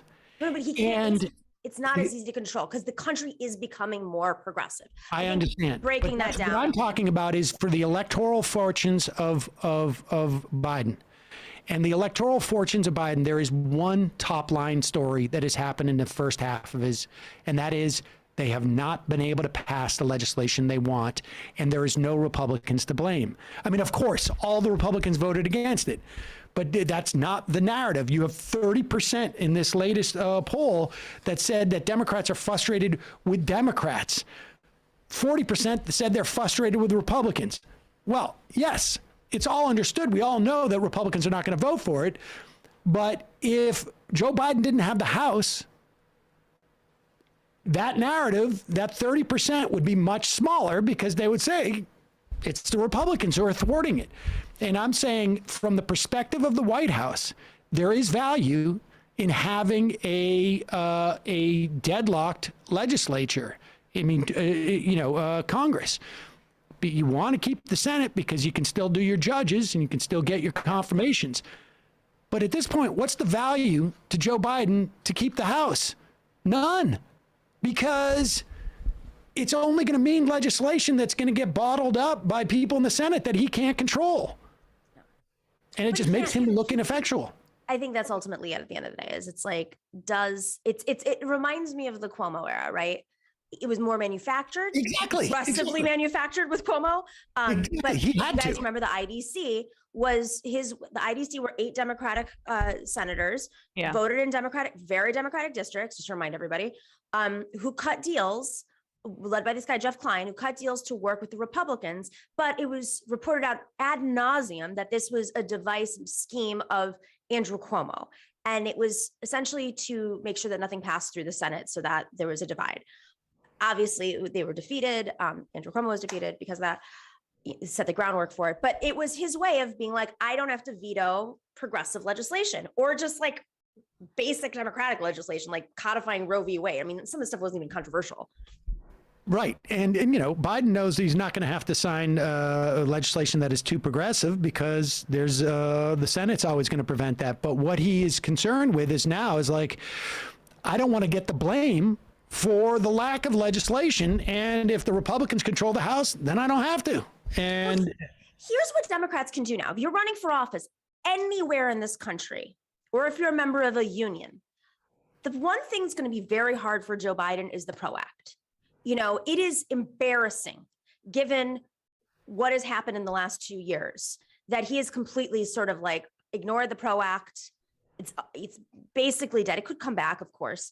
So if you are running, that is something you can't run away from. It's something that Joe Manchin can't run away from. Kirsten Sinema can, but she can't do it alone. Kirsten Sinema is empowered because she has Joe Manchin, but she's not going to be able. She can't be the one person who's holding out on the PRO Act. And you might even be able to get some Republicans. I know that sounds crazy, but it's you might even be able to get them. I don't know. Maybe I think we need to like really lean in on the PRO Act. Ask folks, don't expect the Democrats to lead on these issues. We have to lead them and kind of force their hand. It's a lot, but I mean, look what's happened with Starbucks. I was in Buffalo last week and I spoke with one of the organizers, Michelle Eisen, and she was like 68 Starbucks, the next day it was 74. I don't even know what the number is now. She's like, the reason it's easier to organize around these issues that the Democrats can't run away from. And so very normal Democrats were turning out in support of Starbucks workers because it just looks bad. They can't, they're running for Congress. It looks bad. Interesting. I wonder, have you heard of, are the unions still pushing for the PRO Act? I haven't read anything about that. I mean, I think it's, but it doesn't mean that you can't force a union. I mean, how many of these unions are not led by membership? That's a lot of this too, is you have a professionalized union leadership that is cutting the deals. But again, like if their membership is angry about something, Michelle said to me at Starbucks, she goes, if we had the PRO Act, this organizing would have been so much easier. They wouldn't have been able to get away with some of the things that they do, which are illegal, by the way, but the NLRB is not enforcing because they're weakened. And reminder, the NLRB falls under Biden. It has not, some of the new rules have not been updated since Trump, but this is like why we need to understand labor a little bit more. It's not just like an idea, it's like a practice. Going to the IM's Trekkie Bill. Sam, if Emma has time for sports, I want time for Sam's woodworking tips and tricks. I think that's a fair trade. Our Revolution stormed the David Pakman studio and stopped the steal of the panels. Dr. Nick loves Matt shouting out true and non so much recently. Obviously, they can be a bit wild sometime, but when they're on a serious topic, the guest and the detail of the research is top notch. One of my faves. Shane from Canada. The feds and provinces routinely use existing powers to have police do what they want to Indigenous people. The most recent example was in November. The BC NDP and feds dropped a platoon of RCMP into that is the mounted police, right? The Royal Canadian Mounted Police, into the middle of nowhere to chainsaw doors and open point assault rifles at unarmed Wet'suwet'en 10 land defenders. Trudeau just wants this tough guy moment like his daddy in the 70s. Did you guys touch on the freezing of the bank accounts or no? No. So Trudeau announced that he's going to freeze anti-mandate protesters' bank accounts. What? Oh, that seems not appropriate to me. Mm-hmm. Oh, I didn't realize that was part of that order. How about just like ticketing them? Freezing their bank accounts? Like the crime. Yeah, fine him until it curse. That seems. I can't believe he had the power to do that. That's nuts. Yeah. Sorry, I'm coming back. Why? What is the value of doing that in terms of like? I mean, how does that help you? I think if anything, it's going to empower them. Of course. Now they're like, when they start talking about authoritarianism, it's no longer a function of get a vaccine in the middle of a mandate. It's they're freezing our bank accounts. Yeah. That seems stupid to me. Anyone who thinks we don't have free speech, look over there. Right. Crab salts. If anyone wants to know more about the Ukraine-Russo conflict, YouTuber channel Adam Something has a great video on all of this. Deaths pulled from the future. The Atlantic Council, among other foreign policy think tanks, are funded by the defense industry, so it isn't a surprise they support any war they can. Jibber jabber. In terms of the White House, state and DOD responses, I think it makes sense to drum up the urgency of this war happening. Putin wants to see a weak, hesitant West by overstating the urgency of impending war and withdrawing embassy staff. I think this tells Putin that we're taking him seriously, as well as getting players like the UK and Germany to understand that the West needs a united front. Doing this and throwing out accusations of false flags also helps to narrate global media coverage so that no one can be caught off guard. The U.S. is trying to dictate how this is perceived, and I think they've done a decent job so far. Yeah. Still ways to go, though. We'll see if de-escalation continues. Frankly, Putin is too smart to launch a full-fledged war with Ukraine, given the initial Western response and anti-Russian feelings held by Ukrainians. I largely agree. I mean, I think, we will find out. But if your agenda is to minimize the likelihood of war, it's quite possible this has all been a bluff by Putin to, raise oil revenues, to get a better deal on Nord Stream, to get maybe some buffer window where Ukraine is not admitted into NATO. It could be a way of cementing his, hold on Crimea. It could be a way of raising his domestic profile and helping him when he was unpopular. And it could be all of those things simultaneously. It could be any one of those things. Nevertheless, like the agenda of the United States seems to me, primary one should be no war. Yeah. And but it also strengthens NATO when it's been very weak. I mean, you can't get Germany in line. It's forcing the hands of Germany. This is obviously without the UK as part of it. Look at Macron. He's like coming out as looking like this, reasonable world, leader in this situation. So it also goes against Putin's interests. I mean, he may have overplayed his hand. I think to a certain extent, it's also possible he thought like this could tear apart NATO. Mm-hmm. That because there's divergent and maybe it didn't. It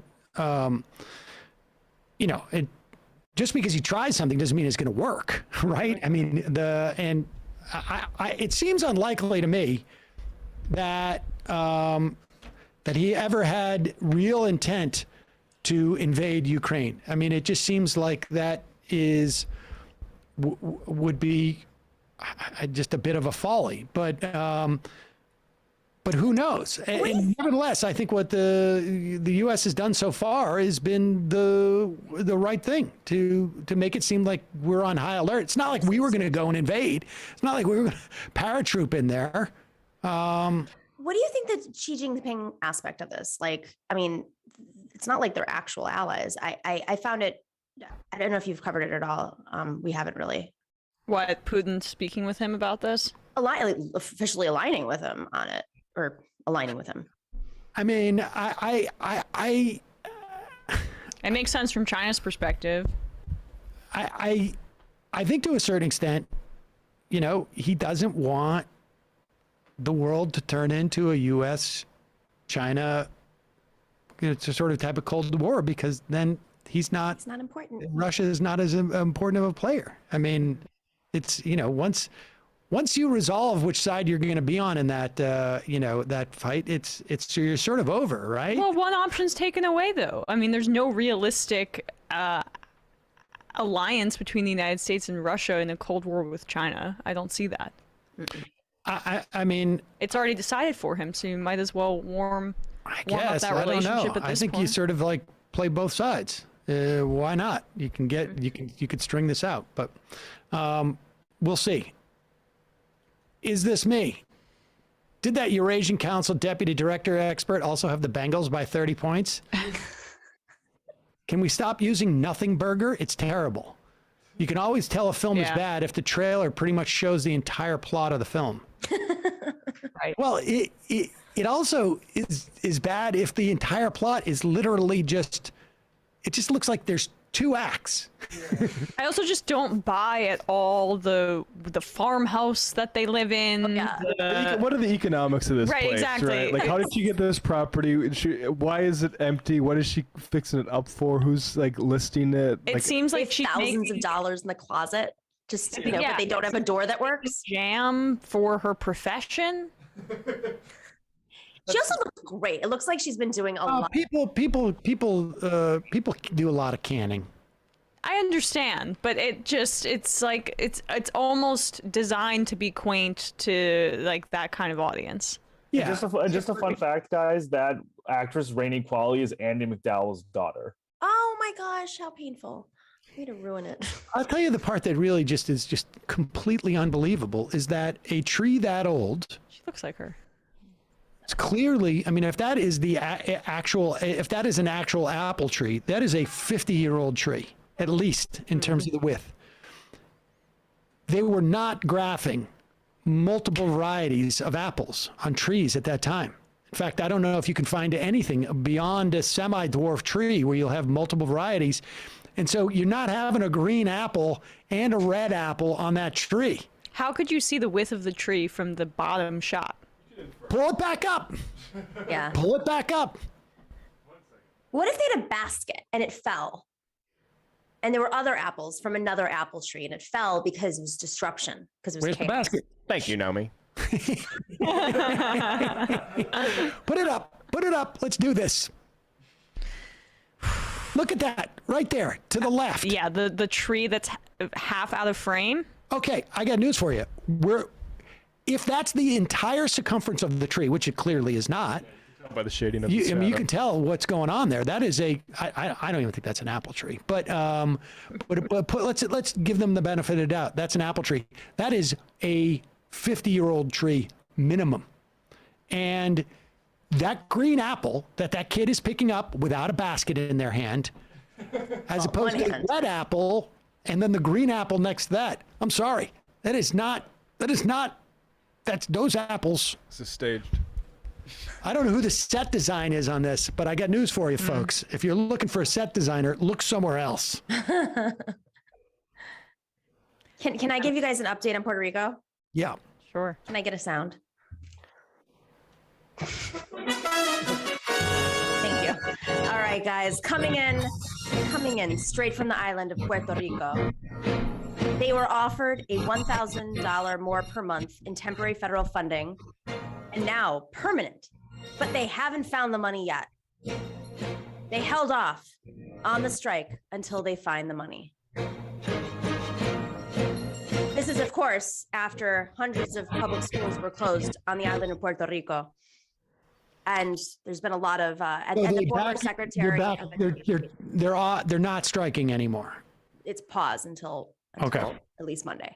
But keep in mind, the former Secretary of Education who was fully American, like from Pennsylvania, Trump appointee, Betsy DeVos appointee. She was arrested. She was in prison. I think she ended up she was just taken out for, I don't know what happened, but the FBI was investigating her.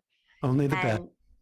But she was the one who was aggressively shutting down, I think at this point, more than half of the island's public schools. And it's horrible in attempts to, of course, bring in charter schools. And some kids had to go, it took them 2 hours to get to elementary school every morning. So this is a really hot issue on the island, understandably. All right, let's play a couple of clips here. 2024, long way off, although we are probably only 9 months away from the beginning of that campaign. Maybe it starts now. And maybe it starts now. Who fires the first shot? Probably like a upstart, hot name with the conservative base. Yes. Who will be, on some level, I have a theory as to why actually we're going to see this now. Here is State of the Union, February 13th. Jake Tapper interviewing maybe the next president of the United States. Ladies and gentlemen, I give you Larry Hogan. Yes. Firebrand. Hopeful vision for America. So shortly after you made that announcement, your nonprofit advocacy group and America United released this video. Those who say that America is too divided, I would argue that we have already shown a better path forward. Let's continue to set an example for the rest of the nation so that America can once again be a shining example to the world. That's a nice video. It just lacked the Hogan 2024 banner at the bottom. Are you considering a presidential run? Well, we put out great videos like that almost every week. That was taken from my State of the State address last week, and it's pretty well done. But like I said, I'm going to run through the tape as governor till January of next year. I'm going to try to be the very best governor I can be. I'm going to continue to stand up and be a voice. I'm not going to sit back and not be involved in the issues of the day. I'm concerned about the direction of the party and the country. And I'll make a decision about 2024 after I finish this job. So you are considering it? After. So we're certainly going to take a look at it after January of 23. What makes you think that there's a lane for a moderate-ish, blue state, anti-Trump, sane Republican like you when you look at your party right now? Well, I consider myself a common-sense conservative. I have been a lifelong Republican. I believe that that's where most people in America are. About 70% of the people in America are completely frustrated with politics on both sides, the Republicans and Democrats. And latest CNN poll came out and said, right now only 50% of the Republicans would like to see Donald Trump run again. I believe that there is a pretty large lane of sane Republicans, and they're looking for a voice. Let's take a look at something you told me on. So it's just there's a lot to say here. One, there's a reason he's going on CNN to make this announcement. If he wants funding or if he wants to attract certain people to help juice up his election bid, make these relationships, the CNN audience is the exact kind of audience that he needs, which is not the Republican base's audience. It is amazing to me that we do this, and we've been doing this ever since Mitt Romney, basically, or in the Trump era, that there's these Republicans that put themselves out there, and they have this mass delusion that, like, it's like a bad boyfriend or an abusive boyfriend. I'll be the one to change him. I'll be the one to change the base and bring them back to sanity. And that's not happening. This dude's going to max out 2%. I fundamentally disagree. This is crazy. Right. If it is a one-on-one, okay, first off, let's just start off with, is Trump running, right? If Trump runs, I think, getting into the details of recent polls, it's not that the Trump base, which is the insurrectionist base now, is that strong. People supported Trump, when he was running for office, but he was, of course, the unified candidate. In the primary, there were 9 candidates. So we never had a unified Republican Party to start. Right. And then, of course, running for re-election, people are going to support they're lockstep with the Republican Party. But especially after January 6th, I think that you have a weakened base. Look, he couldn't even fill an audience in Florida when he went to the stadium with Bill O'Reilly. That says a lot right there. So if it's a one-on-one, I think Larry Hogan does really well. It was Bill's fault, of course. I think Larry Hogan, who is very popular in Maryland, I think that he does very well. And frankly, I think he does very well against Joe Biden, capitalizing. I think it's a very different moment. Can't make it out of the primary. All right. Can't make it out of the primary. I think maybe one-on-one, but the problem is it's not going to be one-on-one. There's going to be another 15 people who are going to run for 2024. But I think actually the reason why he's out there now is because this is about 2022. This is the same reason why we're watching McConnell and Pence and all of them do this, is because they are trying to get the House and maybe the Senate too. And the way you do that is you make this case that the Republican Party is, we have Lincoln Project Republicans that might run for president. Believe in us. Yeah, I mean, the Republican Party is not about Donald Trump. The Republican Party is about people like Larry Hogan and this and that, and pretending that that's the case. And so I think this is as much about, and it could be about two things. It can be about Larry Hogan trying to position himself as a Republican presidential candidate, although I got to say, like, I mean, maybe against Joe Biden, because who knows what Joe Biden's going to be in 2024. But I don't think he sits on a stage with other Republicans and comes anywhere close to doing anything, any kind of numbers, because it's going to be a rerun. If Trump wins, I mean, if Trump runs, I think it's going to be very much a rerun of 2016 in terms of the primary, because there's going to be attempts to sort of take him out, and maybe Chris Christie and Larry Hogan and one other they'll all gang up on Trump, but but that is what happened in 2016. They all ganged up on Trump. That's the thing. Too late. They did it way too late, and they didn't gang up. It was like one person got pushed out there. It was the perfect Republican scenario, which is if I follow my own self-interest, it's going to be good for everybody. And it turned out to be like, absolutely not. No, it wasn't. They're going to. I really think that Larry Hogan is getting pushed out there too now, because there is a concerted effort and a fear, and I think this fear is really more about the Senate than it is the House. There is a fear that the Republicans will not get the Senate because of Donald Trump and because of January 6th. Absolutely. And I think they're trying to bring back, because listen, I have family members that are like this, granted it's anecdotal, but they're in different states, whether it's Virginia or Arizona. They're Republicans because of taxes, because of religion. They don't value this insurrection. They're voting for Joe Biden. I'll tell you something. I don't think that we as Democrats fully appreciate, or people on the left or whatever you want to say, is let me put it this way.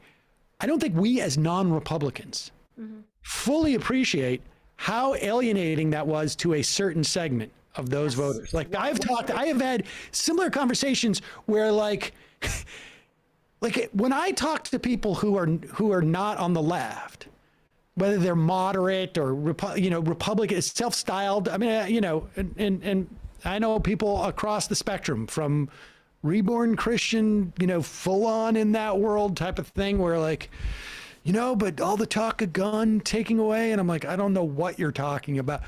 But the one thing that like has surprised me is that I never bring up really in those conversations is January 6th, and they do. And they're like, I thought that was treasonous. And I'm like, oh. But I'm sorry, guys, though. That just is in contrast with the polling on this. It's 75% of Republican voters sympathize with the January 6th insurrectionists. Oh, yeah. No. I think that it is just alienating enough that you can win some Senate seats. Yes. I don't think that But those people will come back in 2024 if they are die-in-the-wool Republicans and vote for the Republican candidate. It is not actionable. I disagree. Joe Biden won because he pulled some of those people over. I'm going to be honest with you. He didn't win because he organized the Democratic base. It was the weird psycho Lincoln Project stuff in Ohio. And I know it's not popular to say. I don't agree with their tactics. I'm making a separate point. I'm making a point about the Republican primary. They'll No, I agree totally with the Republican primary. And then those Republican voters. Yes, I see what you're saying about the moderates, and I think that is something that's good to run on for the midterms. But talking about the prospects of candidates like Larry Hogan in the 2024 Republican primary, I totally agree. Done. Yes. No. I mean, I think, look, the winner of the Republican primary is going to be polling through that primary somewhere between 30 and 40% tops, right? Because you're going to have 15, 20 people in there. Here's And what happens though, in smart multi-way primaries, which they didn't do in 2016 because there were factions, right? You look at on the Democratic side, whether it's the presidential primary on the Democratic side or the DNC race, or frankly, my race for public advocate, when you have a lot of candidates in, there's a little bit of disruption at the beginning, and then everybody cuts deals and they unify. And I think the deal here is you do have different flavors of anti-Trump that unify together on an anti-Trump ticket so that you can pull away piece by piece from, just basically label him as he's not a patriot, he's working with the Russia, whatever they want to say. He's, an insurrectionist. He's causing, there's the fact that people don't feel safe right now. We need to make this Republican Party strong again. I'm with Emma insofar as I don't think classic political science. No, I get it, but I just don't think that there's a majority of Republicans. I don't even think there's a plurality of Republicans. I think there is a significant portion, but it's not a plurality. Like, you can bring those people together, but I think those people add up, all the people you're going to marshal on. I don't even think they are 30% of the Republican Party. And that's the problem. I'm of the belief that while some people, 75%, and looking at the crosstabs of that poll, I think that the most loyal base maxes out maybe at 20% nationwide. And you obviously have to get into the details per state. Being okay with it is very different than and then having a Ron DeSantis in the race who speaks more my language, is anti-vax. Look at Trump was a vax guy. He got a vax. Well, I'm not. Do you think Ron DeSantis is going to come out and say January 6th was an insurrection? I don't. He doesn't need to. That's no. That's not what I'm saying. It's to pick away at the loyal insurrectionist Trumpsters so that you don't have a solid base for Trump to go in on. The Republicans have a problem, and they know it, and that's why Mitch McConnell and Cheney and Kinzinger or whatever, that group of folks are aware of it. So they're going to figure out, unlike they didn't take him seriously last time. They're going to figure out how to bring the moderates back into the party. And if it is different to say now that the January 6th I find offensive and it was treasonous, whatever, if you're one of the more moderate Republican voters, than when it actually comes down time to vote and coalesce behind a candidate. And it's all going to matter who's the biggest strongman and who swings it around most effectively at the debates. And you know who that's going to be? It's going to be Trump. And it's not going to be a guy like Larry Hogan. This guy is going to get eaten alive, like Jeb Bush got eaten alive, like John Kasich got eaten alive, like Marco Rubio got eaten alive. It is not the time for these people. I will add one more thing.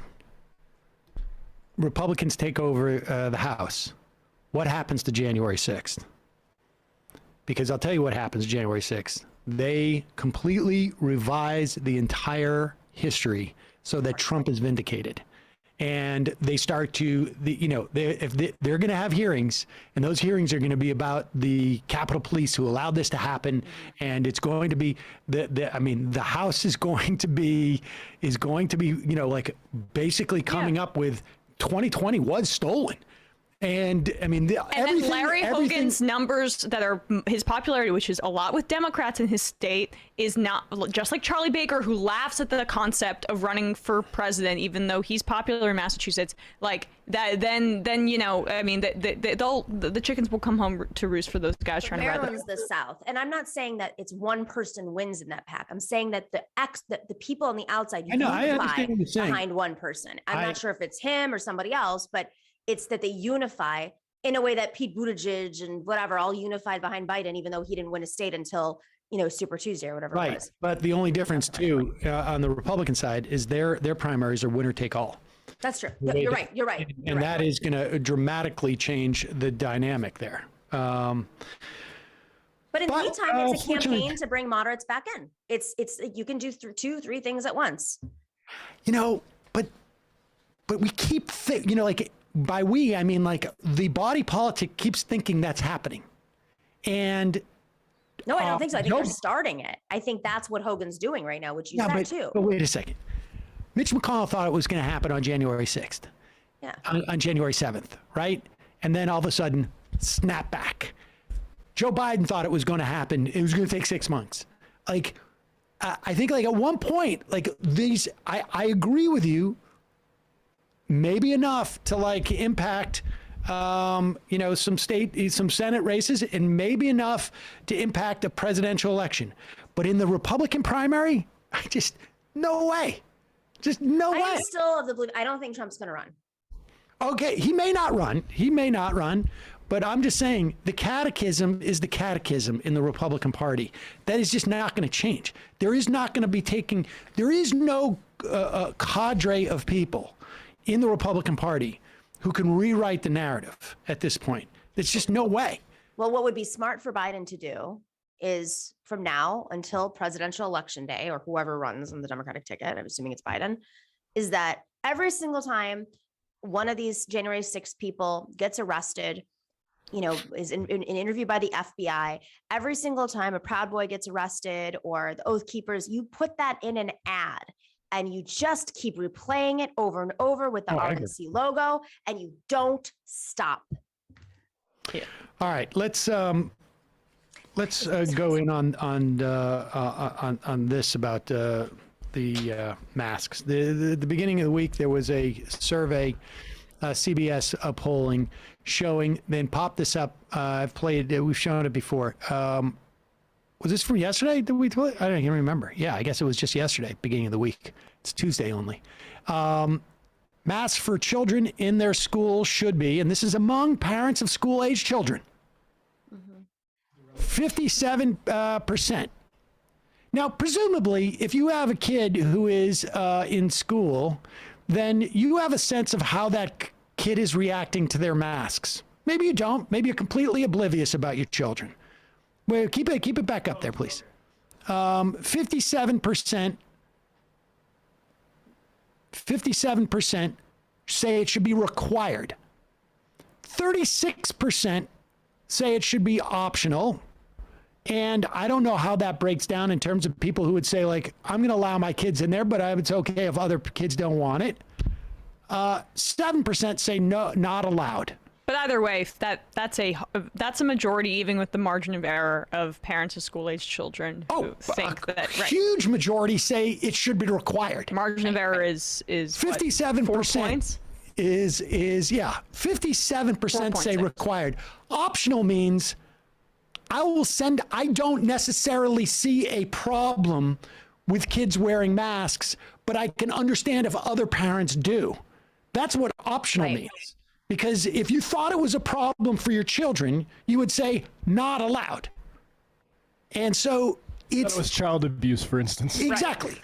It's very likely that you're looking at 80 to 90% of parents are okay or want their kids to still wear masks in school. Now, it may change in 2 or 3 months because people's perception of the risk of COVID, you can take it down. The perception of the risk of COVID may go down. But these are all people with kids. That's the definition of school-age parents. And they presumably have a sense of how their kids are doing. The worst thing, I would imagine, is not having your kids in school in terms of socialization. But this whole thing of kids aren't seeing the expression on their teacher's face with the masks. I mean, I'm sorry. I've been to, just in the past week, multiple birthday parties for kids in 3rd grade. But also, Sam, you're a parent. How much time would you say the average kid under the age of 12 spends on their tablet watching videos and movies where people are not wearing masks. And still, I hadn't thought about that, but a lot. I mean, more than I want them to. I can tell you that. But and if they're so worried about their teachers' facial expressions being read on their children, then you must support virtual learning as an alternative. I mean, because then the teacher can Zoom. It's just made up. I mean, I have no doubt that I think it's possible that kids who are like 3 or 2 or 1. If they were in a context where they're not, where like, I don't know, their preschool teachers aren't, or they're not around caregivers who are, it's possible that is going to implicate things. And there's no doubt kids are being hurt by this pandemic. But the idea of masks in schools are this sort of, our child abuse is just bizarre. Here is Fox's Sandra Smith and Brian Kilmeade worried about the children. Teachers too. Why not do the same in a show of support at a minimum? Right. You know what they say? Well, they have to be able to hear me. Stacey Abrams says, well, they got to be able to hear me. No kidding. Don't you think a kid wants to be heard or hear from a teacher? How many times do you have to say, excuse me, what'd you say? I can't hear you. So they don't bother talking. How many conversations have not happened because they've been wearing the mask over their face, which Dr. Scott Gottlieb has said, and Dr. Siegel has echoed in the past, that they really don't prevent anything of stopping this virus. It stops the flu. It doesn't stop the virus. Paper masks don't. N95s do. You want to put your kid in an N95 mask, it protects the kid. You put yourself in a mask, that protects the person across from you, in theory, and perhaps you. But when you look at the stats and you realize everything we've done, the lockdowns, the shutdowns, the mandates, it has affected death rate 0.02%. It also found out that natural immunity matters. Everyone had Omicron, it seems. Now, guess what? America's basically has natural immunity much higher than the 72% that lists in the New York Times every single day. So what I'm trying to say is, not only is this theater, these kids are going to grow up and they're going to sue everybody. They should sue all their parents, all the teachers, and just for the record, I'm taping this. If you are our next generation, whatever we decide to call you, we've been calling for the end to this. And this is, by the way, the fact that the Biden administration is not acting and all these blue states are is one of the most significant stories through this pandemic. And today, while I'm sitting here over the last 45 minutes, Maryland is now saying, let's end masking. Well, Nevada, a couple hours ago. Then cross that off the list. Here's the MAP score. Okay. Weird data. I have no idea where he got that from. Can we just talk about like all this BS? We can fight every little interest. This is just like CRT. What they were talking about has frankly nothing to do with the teachers unions at all. And they had Randy Weingarten's face up there and it was on the screen. Dems pandering to teachers unions. Why are teachers unions important? Number one, they're the largest public sector employee. Number two, they're the largest donors to the Democratic Party as we go into midterms. I don't care what their next excuse is. It is only about that. It is only getting people organized at the local level, angry moms at the teachers, at the unions, when it really has nothing to do with any of it. It is, and the amazing thing was all the different things they threw in there. It's only 0.2 effective. We are down. 0.02. We are down in terms of how many deaths happened in this country yesterday, and it was 2,400 people. It just so happens that if you do the math, speaking of schools, you need a much lower percentage when you're talking about 300 million people in the country. I mean, this is, it's just bizarre. And to throw in all these different things, and he's just admitted, well, okay, if you wear an N95 or a KN95, which is what all the kids are now wearing, KN95s. My son has had a KN95 since the beginning of school. Different paper masks that they wear it. And he has been in close contact with people who have had COVID on multiple occasions in the school for 10, 15, 20 minutes, half an hour. They're all masked, no infections. And would be very easy to just say, hey, we need to require KN95 masks to keep schools open. And in many respects, I think there's a lot of the schools that are basically saying you got to wear that. And the kids are getting them. The schools have them. And this is what the norm is. And he even conceded that it works. Listen, Charlie Kirk. Yeah. This is Charlie Kirk. This is great. I am quite confident Charlie Kirk is not a parent of a child, but somehow he has. How much time do you think that Charlie Kirk spends with small kids? Well, I mean, that is a good question. He's still trying to capture his college age and not move past that and be frozen in amber in that way. Maybe he's trying to go even backwards in time to be a middle schooler or something. I wonder if Charlie Kirk could have even imagined 2 years ago that 2 years later he would be a spokesman for the children, for the young children. When people try to name this generation, you might call it Generation Muzzled. Oh, God. But LeBron and Haley and Jenner and Garcetti and DeGeneres and Jay-Z and Damon, they wouldn't want to be muzzled because they're important. They're fighting climate change. What? Well, let me tell Garcetti and James and all these people something. The masking of children is going to have is going to do far more damage to the future of America than climate change ever will. The children of California are masked right now, as you hear my voice. But the 70,000 rich, important people and all the celebrities that were there yesterday, they breathe freely. And they don't care. They never have cared. Of course not. It's not about hypocrisy. It's about hierarchy. LeBron James thinks he's better than your child. He says, I care about black kids. No, he doesn't, actually. If he did, he'd be advocating for black kids in West LA and Compton to take those masks off. Yeah. So wow. He was upset that the celebrities went to the Super Bowl without masks on, while children are masked in schools because, LeBron James has the ability to regulate that. Also, outside? Wasn't the Super Bowl outside? Yeah. Yeah. There's not one mask mandate outside. But it wasn't like a... Yeah, it's a big thing. And in a closed environment. And LeBron James is vaccinated as well.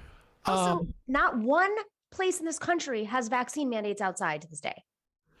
And we should also say that the polling has shown that parents of black children, as well as just parents of children, are 60% nearly want mask mandates.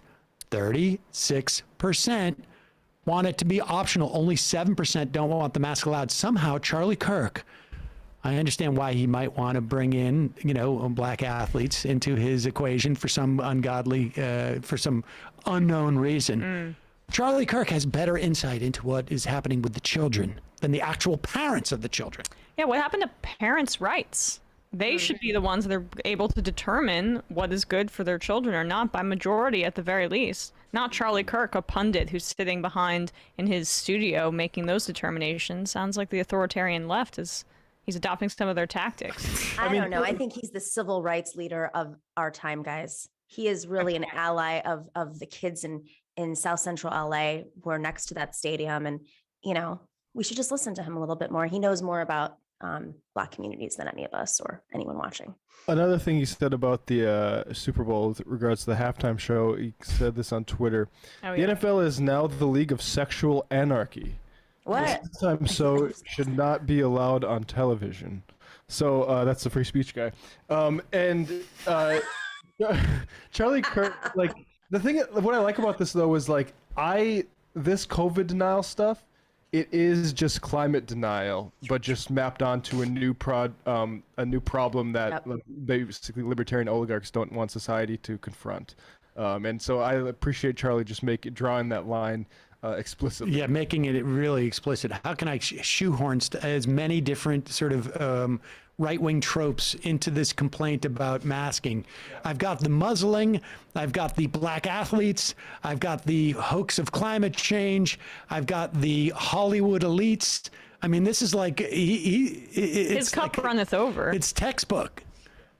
And it's interesting because, like, I feel like the IDW or sort of like the teal adjacent sort of folks that are on this COVID denial jag would not like that comparison drawn with climate denial, because it gives people a perfect, like, a sort of heuristic, like, no, we don't need this idiot who claims to have like an alternate view from the science. Like, if he's got a real breakthrough here, we'll hear about it somewhere else besides the Dark Horse podcast.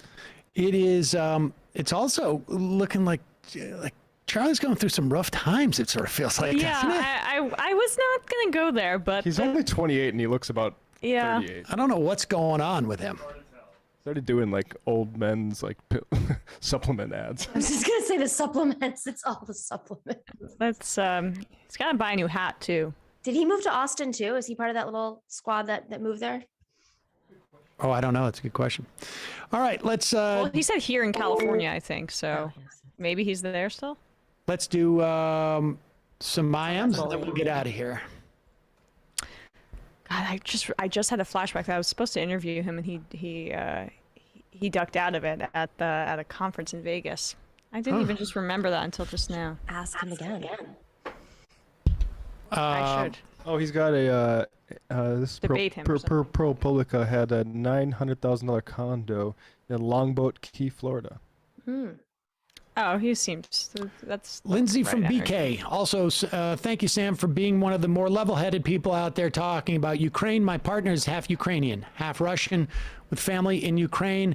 It's been stressful following this conflict since 2014. No one wants a war, but Ukrainians are ready to defend themselves and their sovereignty. Teens to people in their 60s have been training for combat, practicing shooting, weaving camo nets, anything to be prepared for a possible invasion. Titty. Funny story. A Hinkle troll said Sam's politics are essentially alt-right. I replied, to be honest, I did find it troubling when Sam joined the Proud Boys and got arrested on Jan 6th. Keep that under your hat. As much as I don't like to acknowledge this person exists, you've made it impossible now. His bio alone says like American patriot. Like, how do these people not even look at his bio? And he took out the Marxist-Leninist. Yeah, I used to say Marxist-Leninist American patriot, which was, I guess, slightly more confusing for people who had no familiarity with those terms either. Militant apathy. I used to date a personal banker for Wachovia, pre-Wells Fargo. A guy like Trump would have had a personal banker who only dealt with him and probably a small crew of sub-accountants that Mazars personally assigned to him. Subpoena their asses. This is one easy RICO case. Ramen Emanuel. To what point, to what extent do you believe the ongoing Durham investigation is a pilot light being kept up for potentially incoming Republican Congress to pick up and turn into a raging flame?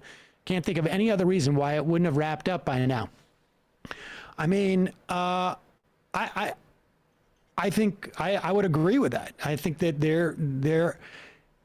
it is incumbent upon them to attempt to sort of completely revise this narrative. And there is no doubt in my mind. I mean, this is the one thing that cuts against this idea of like, you know, this rising tide to sort of throw off January 6th is that when the Republicans take the House, if they take the House, and I mean, if I had to bet, I would say they would. The first thing they're going to do is, I mean, how many votes do they have on, you know, how many committees they have on Benghazi? It's going to be the same thing. It's going to be, you know, well, I don't know. Listen, the rising tide works 7th. if the Democrats do something. I'm not saying it's just, I mean, that's the problem with the Democrats is they win when the Republicans have gone too far, but they also have to do something in this case because it would be against historical trends. Scott 314, watching a little on delay here, but the language by Trump's CPAs you mentioned is specific to accounting reporting requirements for users of financial statements, i.e. creditors, rather than cover your ass as you guys were speculating. Either way, I'm sure they, along with this tax CPAs, took some aggressive positions. Interesting. Okay. We were perhaps being, or I was at least perhaps being a bit hyperbolic, but I would imagine that they knew who they were dealing with when they're working on Trump's accounts. 100%. Yeah. Yeah, I feel like Trump's history of having different bankers of different, like they know he's a risk. Yeah. I mean, how many bankruptcies? That's interesting though, like obvious, that, of course, that they would cover him and juxtapose that with somebody else. I mean, honestly, I'm sure he's paying fat fees right? Is that what you're saying? It's also, you don't want to Yeah, give sorry, up. there was a glitch, like technically. Yeah. You don't want to get, you don't want to get to that point until you realize it's too late for you to avoid getting to that point. Right? I mean, in terms of like, you're going to play it out. Once you're in for a penny, you're in for a pound until you find out that, like, oh, wait a second, we have liability here. We better start cooperating. Exit strategy. Nuke Wrangler, can we stop talking about Ukraine and start talking about me-crane? Dan the Birdman. I looked up the fairness doctrine on the web, and there was a petition for restoring it. I thought not likely, but if it did happen, would you support it? Why or why not? I've been supportive of bringing it back actually since 2004. It was, I can't remember her name, but she was an upstate, a longtime upstate congresswoman, Louise Slaughter. She was great. And she was trying to bring it back. And that was a little bit controversial for those of us in left-wing talk radio, because it would have also destroyed our format as well. But I was definitely for it. I think you could bring it back now. It wouldn't have the same implications because it doesn't apply to the internet. But update it. Radio, I mean, radio is still a real thing. And truckers. Radio is a real thing, and also owner-operated stations, local news, and that is, I think, It wouldn't mean that the left is more empowered, but it would definitely decrease the power of the right-wing propaganda, whether it's through radio or through what's the name of the company? Starts on S. Sinclair. Sinclair It Media. would really inhibit the business model for right-wing radio in this country. Add to it some sort of like monopoly algorithm reforms in some ways, which are happening in certain states, at least are being presented. I think those two things, obviously, if they both got passed, it would be really powerful. But these are pipe dreams, guys. Yeah, it's not happening. We should be preparing for fascism, not talking about our dream worlds. District Jabroni, the Afghanistan money was split with the 9/11 fund because if anyone pushed back against the decision, the narrative would have been, look at this politician that hates 9/11 victims. I don't think it's any more complicated than that. We only bring up 9/11 and the victims when they can be used as a cudgel, of course. Yeah, the Republicans have consistently voted against providing the first responders with health care. So that's all you need to know about them. Bullprog, no teaser Tuesday, but how about some random Rush? A modern day warrior, mean stride. Today's Tom Sawyer, mean pride. Rush has left the building. Rush the band. For a second, I almost. Got it right, of course. Yeah. Brother from Brooklyn, why do you think progressives have a hard time at the polls? Nina Turner, Paula Jean Omar underperformed Biden more than any other representative. When our ideas poll well, congrats to Kyle and Crystal. That's a lot of stuff you're adding in there at the same time. Well, Paula Jean Swearingen ran in West Virginia and did not outperform or did not underperform Joe Biden. Joe Biden didn't do very well there. I imagine it's for all the reasons we talk about. It's an uneven playing field. It's very difficult to make headway. Sometimes you have institutional obstacles and backing of people in local power structures if you're like a more conservative Democrat. It's just very difficult when you're challenging power. Yeah, there's a conspiracy in every community against it called the capitalists there.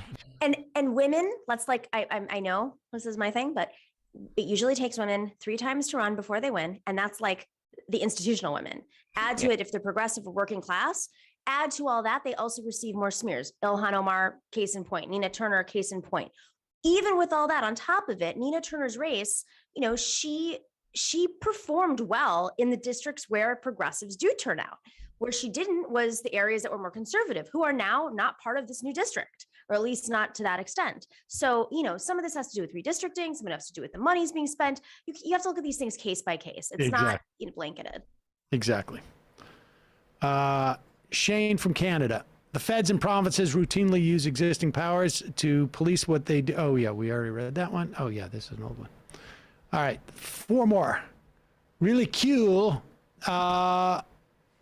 Breaking, Sandy Hook family settled with gun manufacturer Remington. No amount of money reported yet. No American bank has given Trump a loan in decades. He always declares bankruptcy to get out of his debts, hence the ass-kissing of oligarchies. 6 times bankruptcies. Kill face. You guys nailed it with the nice pickup trucks already, but in rural Missouri, it's only rich kids and townies that like to go four-wheeling and tearing up national forest land who drive those trucks, never farmers or ranchers. Jimmy from the cul-de-sac. Do most of MR listeners listen on Apple devices? The Android app seems to have a lot of issues. You cannot fast forward on Android. I don't know the data off the top of my head, but I can tell you this. The Android is not, you can say Apple devices, but you can't say Android devices because there's 50 different like firmware versions and different the hardest thing in the world is to develop something that works on all Android devices because they are so divergent. Yeah, they're too decentralized. Yep. But we're going to do a refresh soon on that. Penelope, Connecticut, go to allears.net. Tons of videos by Molly. Have Mila watch them. I don't know what any of that means. But, allears.net. That's a Disney thing. It has to be. Right, because of the ears. Yes. Chris Burdick. Putin decided it wasn't worth him to cut off heat in the Ukraine after he stepped outside and decided today was the coldest day of the rest of the year.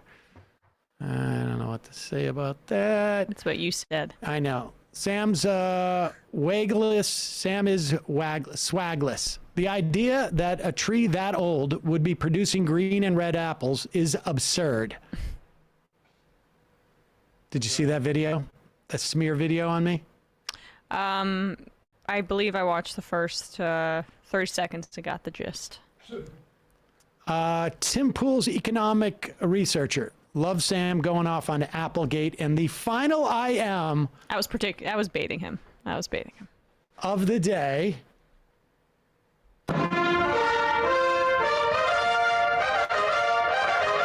Have you read my email? Those damn conservatives with their nonsensical forced Apple diversity ruining our movies. Matt, Bradley, Emma, Nomi, great job today. See you folks. Oh, tomorrow we will have, we'll see you tomorrow. Okay. I'll see you in a few weeks. Oh yeah. Bye. Good luck in Cuba. Oh, same. I'll Bye. bring you some rum. I'll take it. It might take all the strength I got to get to where I want, but I know somehow I'm gonna get there. I wasn't looking when I just got caught between the truth and the lie bar, but finding out won't make me feel any better. Yeah, I know the clock is ticking, but the meds are gonna kick in, and my power